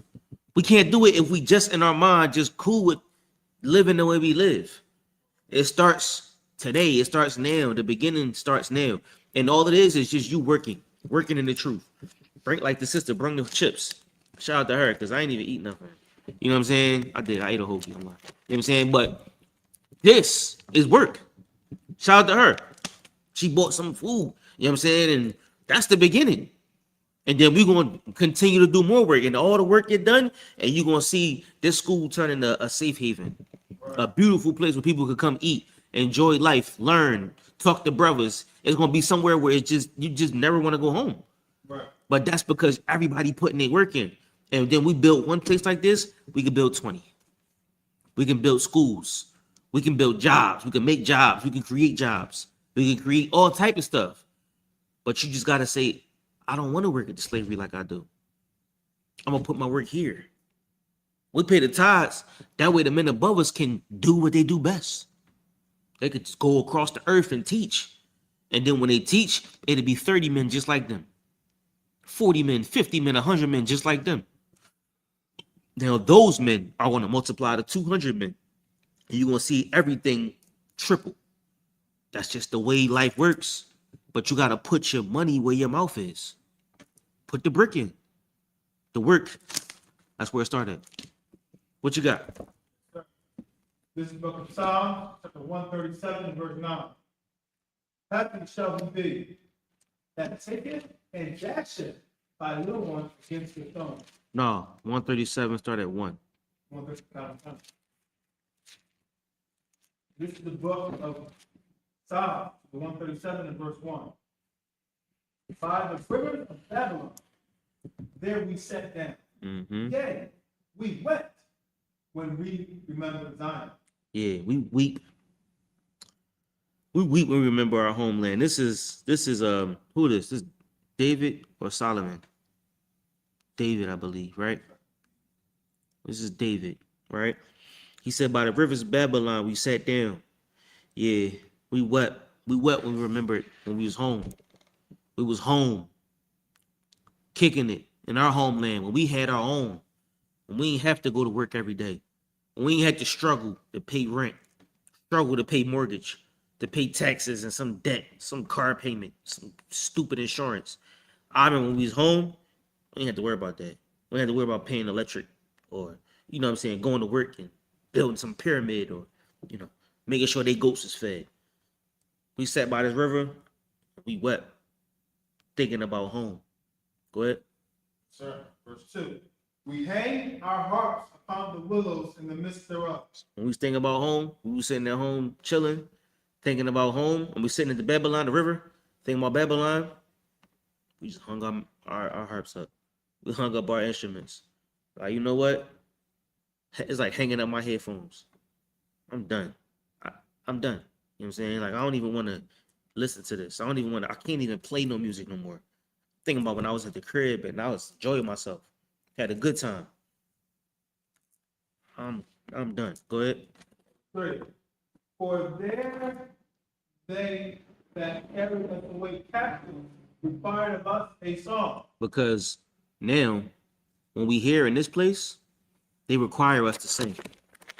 They require us to dance. They require us to sing about, give me a song about, give me one of the latest songs you was thinking about.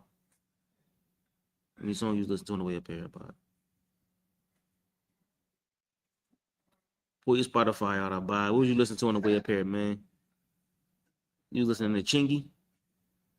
Jaquan or something? Right there. You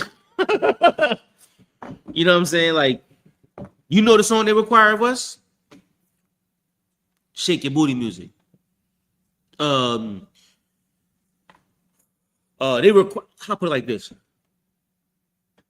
The music that they require of us, like, you can't rap about the struggles and make it. You can't rap about pain and make it. When you rap today, you gotta be happy. You gotta rap about, I got so many bros. I'm trying, like, you gotta rap about nice cars and nice women and nice clothes. And the way your rap is today is gotta be happy. You gotta make people feel good with your music, even though you don't feel good, even though you can't get out your record deal, even though your family is messed up, they still in the hood. But you gotta rap about what's happy. Women gotta be shaking their butt. They gotta be getting drunk. They gotta have money. They gotta have eyelashes on the eyelashes. Like, you gotta be set. Men can't rap about being broke. You gotta rap about having money. You gotta rap about getting high, super high. You gotta rap about killing everybody. Shoot everybody up. You the toughest, the highest, the strongest, the flyest. You all of that. That's what you got to rap about. You can't be broke. You can't be hungry. You can't, be poor and be a successful rapper. You can't rap about what's on your mind. You can't be successful. So in order for you to rap in Esau's world, you got to make it appeal to them. You can't rap about, like, Nas will never make it.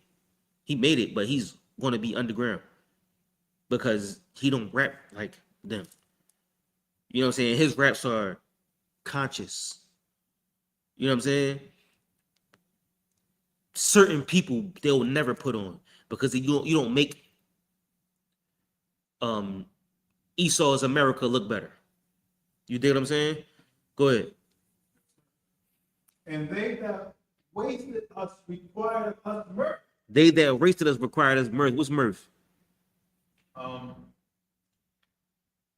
Like you were saying, happy. Exactly. They require us to be happy. They require us to sing a song about being happy while we in hell.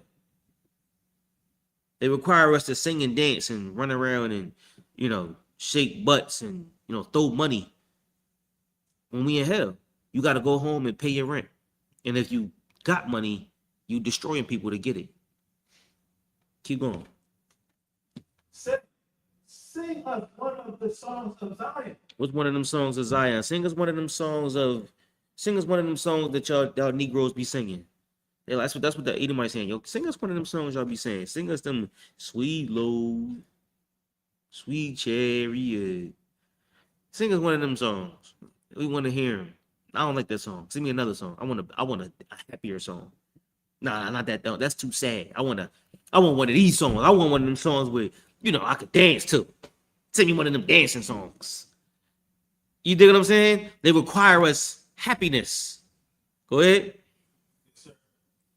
How shall we sing the Lord's song in a strange land? I can't sing no song about Zion. I can't sing no song about being on our own rulership, being in our own heaven to you. I can't sing about the Most High to you. Think about it like this. Where was he most comfortable singing at?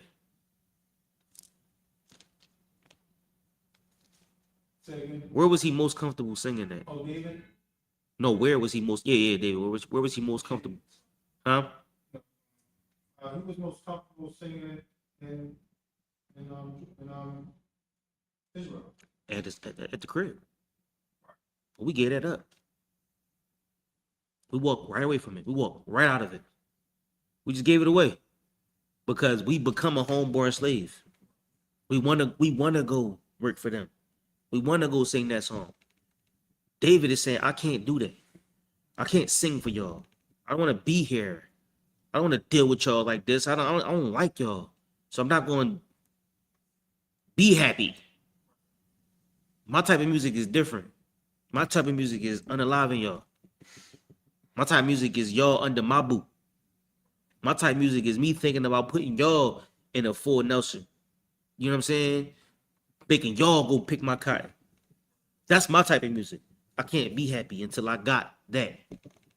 But certain people, like remember when who was it when it was I think it was Mattathias, and it was like eat this pork, and he was like no, and then some goofies was like yeah I'm gonna eat the pork, I'm gonna eat it right now, like that's them.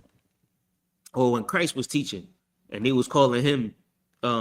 They said he had a devil in him, or the Jews. You know what I'm saying, the people. You know what I'm saying? Like one day they saying Hosanna, Hosanna, and bigging him up, raising him up. Then the next day they like crucify him. You know what I'm saying? Like that's the people. That's us. We can't fix them until we fix us. This place got to look amazing. This place got to look beautiful. We need to pour into this because this is the safe haven for blacks and Hispanics and Native Americans. Once we pour into this place, they'll see the glory of it. We see the glory of the Most High and everything that He do for Israel. And then they be like, damn, you can't deny the truth. We can sing about this. I can rap about this. I can, do whatever. I can make beats and all that about this. But I'm not rapping about being out there. Why? Go ahead. If I forget thee, O Jerusalem, let my right hand forget her coming. You left-handed or right-handed? But I do most of the things with my right, but when it's weird. When I do my stand, my right first. Abba ambidextrous. No, I'm not. Abba said he gonna slap him with both hands. Listen, he said, if I do forget about my homeland, if I get about what's important to the Most High and myself, then let my right hand forget its skill. I do everything with my right hand. Like I just picked this phone up, right? If I forget about the Most High and everything that's important to this school and this truth, then let my right hand forget how to pick this phone up. Let my right hand forget how to send a text or write a verse. Let my right hand forget everything that it ever knew. All the skills in his hand, I pray the Lord just take it away and I just lose my hand. That's what he's asking. Before I forget my homeland, before I forget where I come from, and before I forget what's mine and what's ours and what's important, I'll forget that. But it's heavy because we do it on purpose. Like we sell ourselves on purpose. I might need to pull that. Not as Israel almost, but we sell ourselves for naught. I don't know what that is. But if you could just so we understand the point.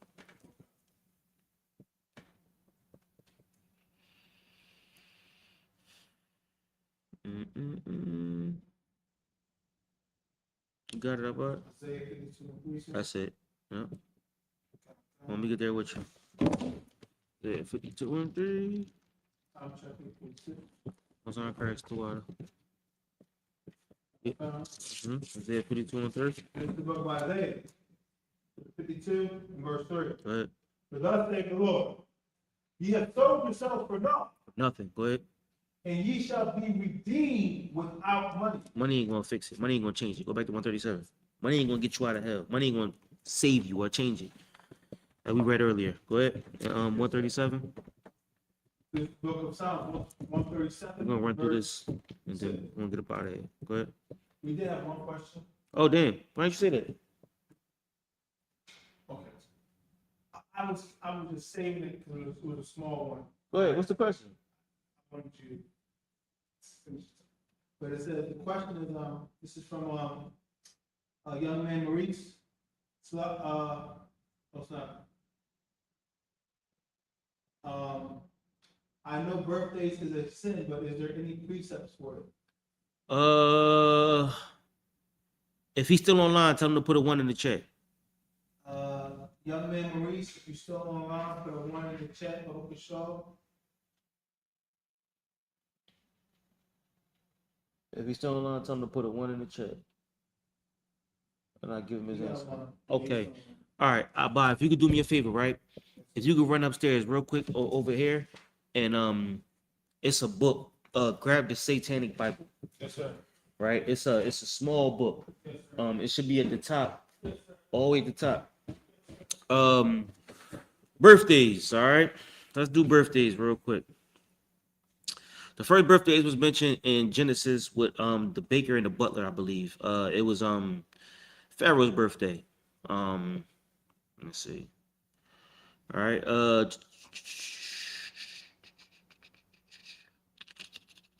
Genesis 40 and 20. All right, you got it, Abad? It's all the way up top. I think I might have the PDF too if you can't find it. All right. So Genesis 40 and 20. I got a few for you. So it says, and it came to pass on the third day, which was Pharaoh's birthday, right? That he made a feast unto all. Huh? You got it? All right, we're gonna start with this. Whenever he get this book down, we're gonna start with that. All right. You need to look at a certain page? Yeah, page, I think it's page 90 or 89. Show him the front of the book. You see it? That's the Satan. Yeah. There you go. That is the Satanic Bible, meaning that belongs to Satanists. People that love Satan and love everything about Satan. That's their book. Show the back of it. Right? That's Esau himself. So that ain't about us. That's about Esau himself, right? That's the Satanic Bible. And we're going to read about their most popular holidays. So go to page 90, if I'm not mistaken, 89, 90, somewhere around there. You should see it. All right. I think it's 96. 96. You see it? What does it say about? It say religious holidays or something like that. Yes. Religious holidays. All right. Read the first paragraph on that page. Yes, sir. You got the microphone? I'm using your microphone, sir, but they can. Okay. All right. Go ahead. Religious holidays. The highest of all holidays is the Satanic religion. So the highest of all holidays in the Satanic religion. Now stop. The highest of all holidays in the Satanic religion, meaning Satanic is obviously against the Most High in the Bible, of course. But we study. You know, we put the brick in. We learn about our enemies. So it says the highest of the Satanic religion when it comes to holidays, the highest holiday on this in the Satanic religion. Go ahead.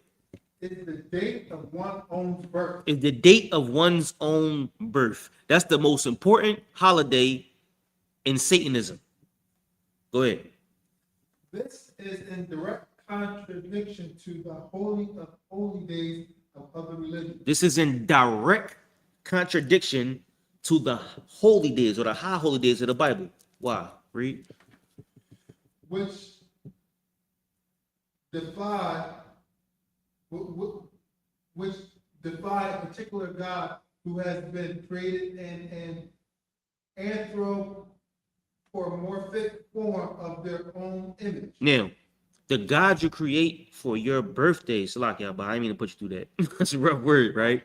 But the God you create on your birthday, because any day you celebrate an achievement or a God, right? So when you celebrate your birthday, you make yourself the God because all the presents come to you. Everybody give you the presents. You become the God on your birthday. So it's in direct. What's the word they use? Yes, sir. Direct what? Contradiction? Contradiction. Direct contradiction to the Most High because the Most High says, put no gods before me. Right. But then you go to your birthday, you the God. Everybody bringing you the gifts. Everybody giving you tribute. Right? So now the tribute comes to you, and everything is about you and you. Now you got. Go ahead. Yes, sir. Thereby showing that the ego is not really buried. Their ego is not buried. So you can't praise the Most High if you're bigger than him.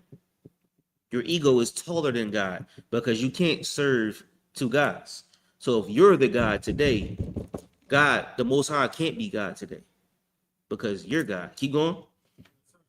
The Satanist feels, why not really be honest and if you are going to create a God in your own image? So why not really be honest and if you're going to create a God in your image, why not create that God as yourself? Yeah, they make the God yourself. That's the God that you create on your birthday. Give me Jeremiah 20:14 real quick. We're gonna read about a couple situations in the scripture. You could have been gave me this question about Salaki. If you could have, Salaki, my bad. I wish you would have gave me this question earlier. You know what I'm saying? But young man Maurice, you know my information. Just give me a call. You know what I'm saying? You got Jeremiah 20:14.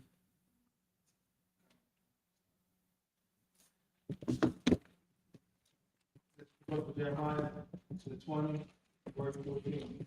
Mm-hmm. Cursed be the day wherein I was born. This is Jeremiah, right? Go ahead. Cursed be the day wherein I was born. Let not the day wherein my mother bare me be blessed. Now, when we talk about being like the prophets, we talk about being like the men in the Bible.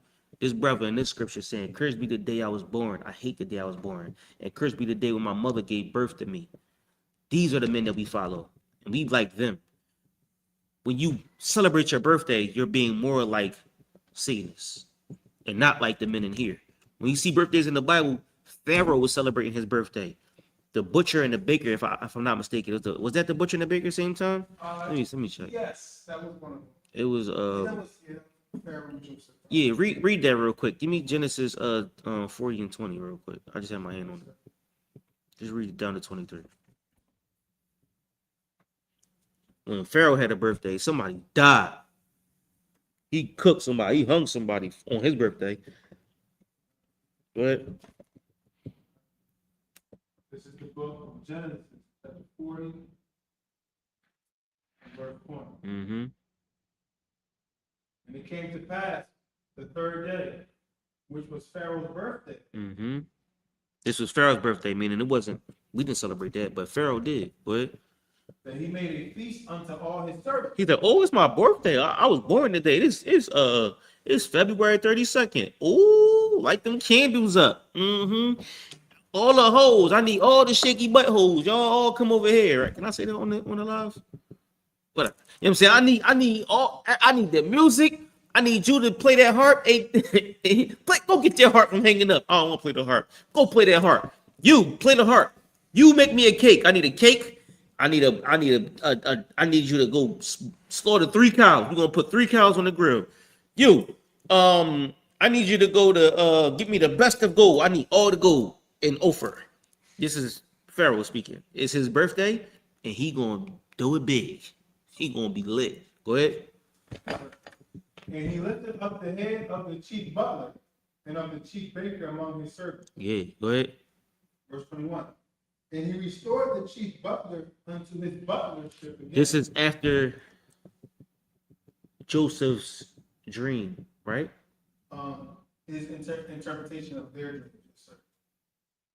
Interpretation of whose dream? The chief butler and chief baker's dream. They dreamt their dreams and he interpreted. You're right. You're absolutely right. Yeah, he interpreted the butler and the baker's dream. It was all booked, right? It's all in jail. Okay, keep going. Verse 21. And he gave the cup into Pharaoh's hand. Mm-hmm. Verse 22. But he hanged the chief baker as Joseph had interpreted. No, this really happened. This ain't the dream. This is the interpretation of the dream, but this is the prophecy. Yeah, this is the part where actually. Yes, it actually happened. So this Pharaoh's actual birthday. This ain't a dream. This is Pharaoh's actual birthday. Oh yeah. Yeah. No, you right. He actually hung the baker. Yes, sir. He hung the baker. You know what I'm saying? He was like, he lifted him up like, yeah, the butler and the baker. You gotta go. He hung him. Go ahead. Yes, sir. But he named the chief baker as Joseph had interpreted. Mm-hmm. Go ahead. Keep going. Yes, sir. Lucky, 1 second. Yet did not the chief butler remember Joseph, but forgot. Okay. So like, give me Isaiah 30 and 1 real quick.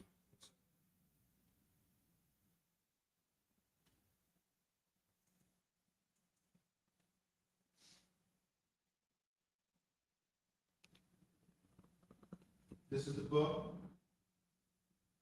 of Isaiah, chapter 30, verse 1. Woe to the rebellious children, saith the Lord, that take counsel, but not of me. Keep going. And that cover with a covering, but not my spirit. Go ahead. That they may add sin to sin. Go ahead. Verse 2. That walk to go down into Egypt. Go ahead. And have not asked at my mouth. Mm-hmm. To strengthen themselves in the strength of Pharaoh. Like to be in a birthday spirit is to be in the strength of Pharaoh, to be the covering of Pharaoh's spirit. That's the spirit that Pharaoh had on him, and he was in the spirit of his own day of birth. You know what I'm saying? But the Lord said, woe unto him that don't walk in my spirit, don't walk in my covering, but we gonna walk. The Jews are going to go down or want to be in Egypt and covered in the spirit that Egypt gave them. That's not our spirit. That's not the way we were raised. That's not the way we were raised. Let's put it like that, right? That's the spirit that they gave us. Birthdays today is the spirit of Esau, right? Their spirit is them putting themselves up, as we just read in the Satanic Bible. So no different than Pharaoh celebrating his birthday or Esau celebrating his birthday. So like, what's up?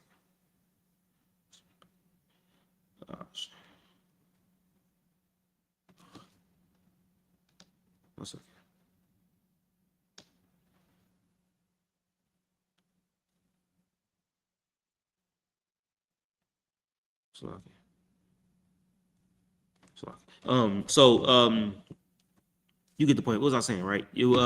So Pharaoh's spirit was happy birthday, I love my birthday, hunger brother. You know what I'm saying? And we cover ourselves with the spirit of Pharaoh when we in our birthday spirit. Not only that, the spirit of Esau, Satanism is the spirit of being in the birthday spirit.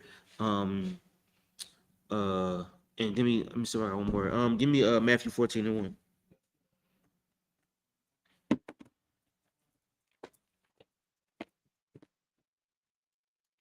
Like I had to answer a few text messages.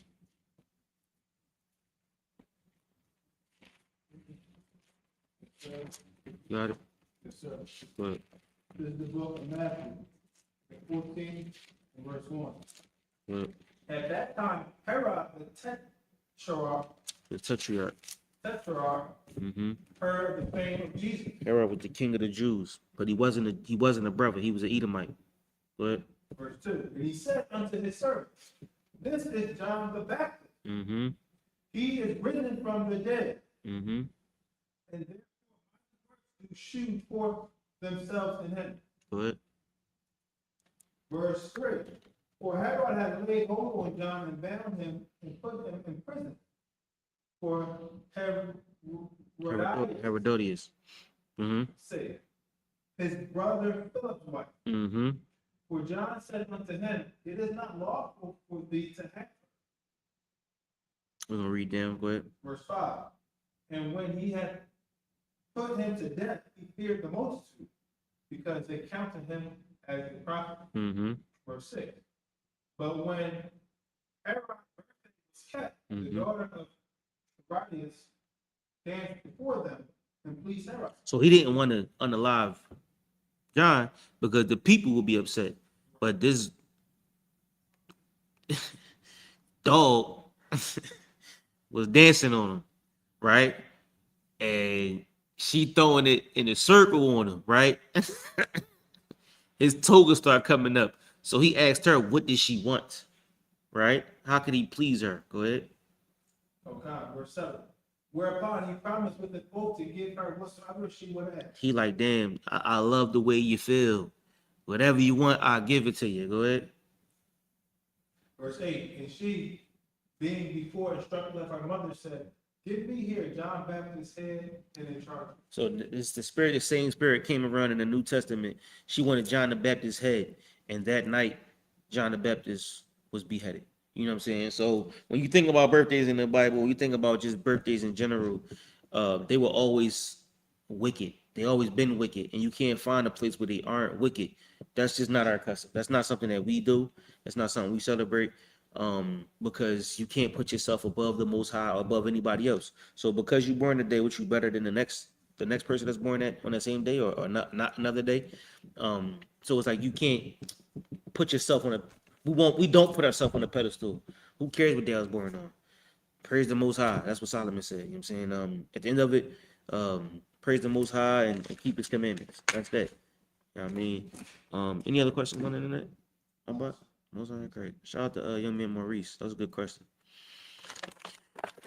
Right. I think we was done with the most on Christ. I think we was done with the slavery, the preliminaries, understanding middle class and how slavery for us is mental. How our slavery is what we instructed, what we created. You know what I'm saying? And so when Kanye say slavery is a choice, you know what I'm saying? Our slavery is our choice to take what we have and waste it. You know what I'm saying? Like we don't use what we have because we believe that what we have isn't enough. When it is absolutely enough, we just waste it. You know what I'm saying? And so by doing that, Esau is able to harvest us. He harvests our mind. He harvests your attention with these phones. You know what I'm saying? And by doing so, we make him millions and billions of dollars because our slavery is here. It's in your phone. It's in your will to go to work. It's in your Instagram because by them having better sneakers, you need better sneakers. Or them giving you an advertisement, you got to go buy this. And you riding past Taco Bell, you got to buy a Taco Bell. They put the advertisements in our face to keep you paying. And the more you pay, the less you have. And the more you have to work. So slavery starts with you making the choice to do different. It was you ever seen Willy Wonka and the Chocolate Factory? Right? Remember it was called Charlie and the Chocolate Factory first. Oh. The book is called Charlie and the Chocolate Factory. Okay. The movie is called Willy Wonka, which means it's a different. Johnny Depp has one too. It's called Charlie. He do that one? Yeah, more recent than Willy Wonka.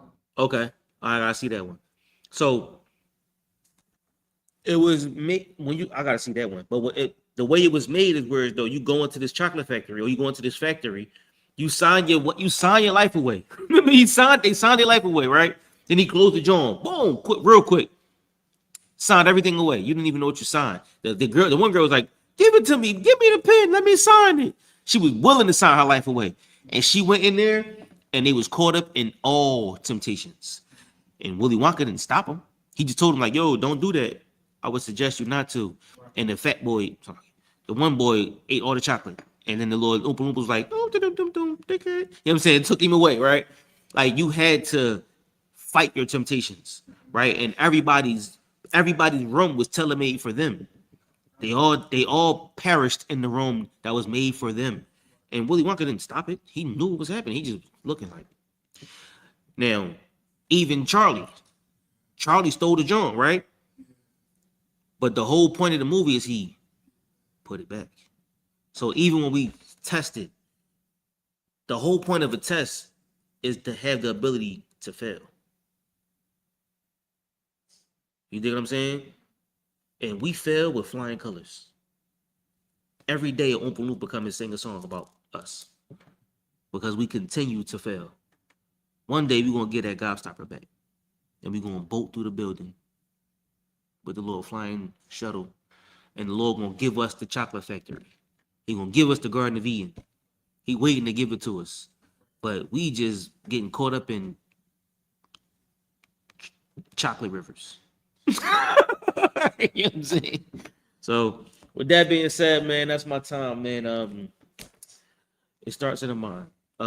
That's $1 Million Slavery Part 1, the preliminaries. Next week we'll talk about LeBron James. I don't know about LeBron James, but anybody that's of renown and how they harvest your skills to make money hand over fist.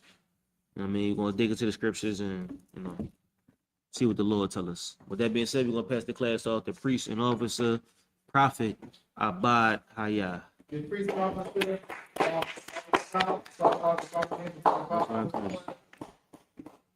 Those aren't crazy.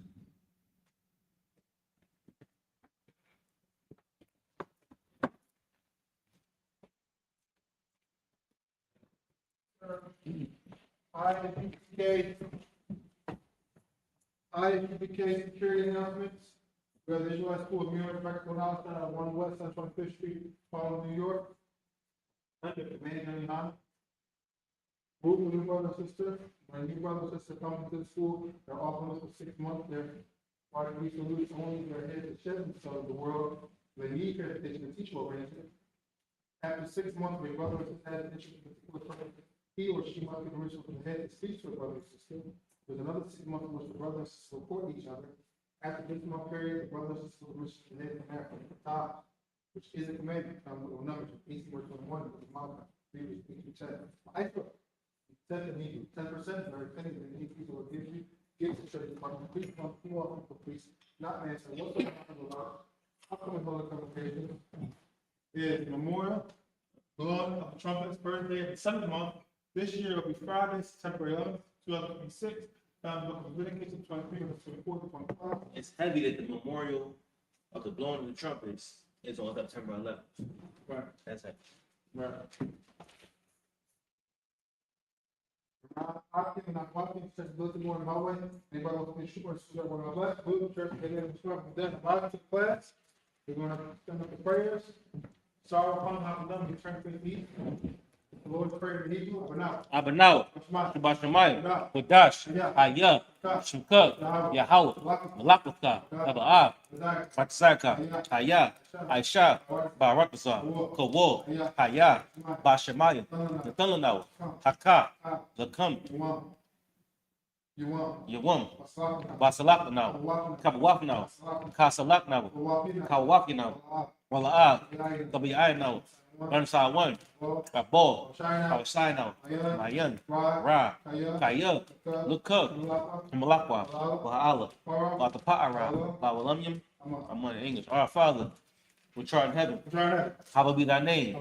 Yahweh, thy kingdom come, thy will be done in earth as it is in heaven. Give us this day our daily bread, and forgive us our debts as we forgive our debtors. And lead us not into temptation, but deliver us from evil.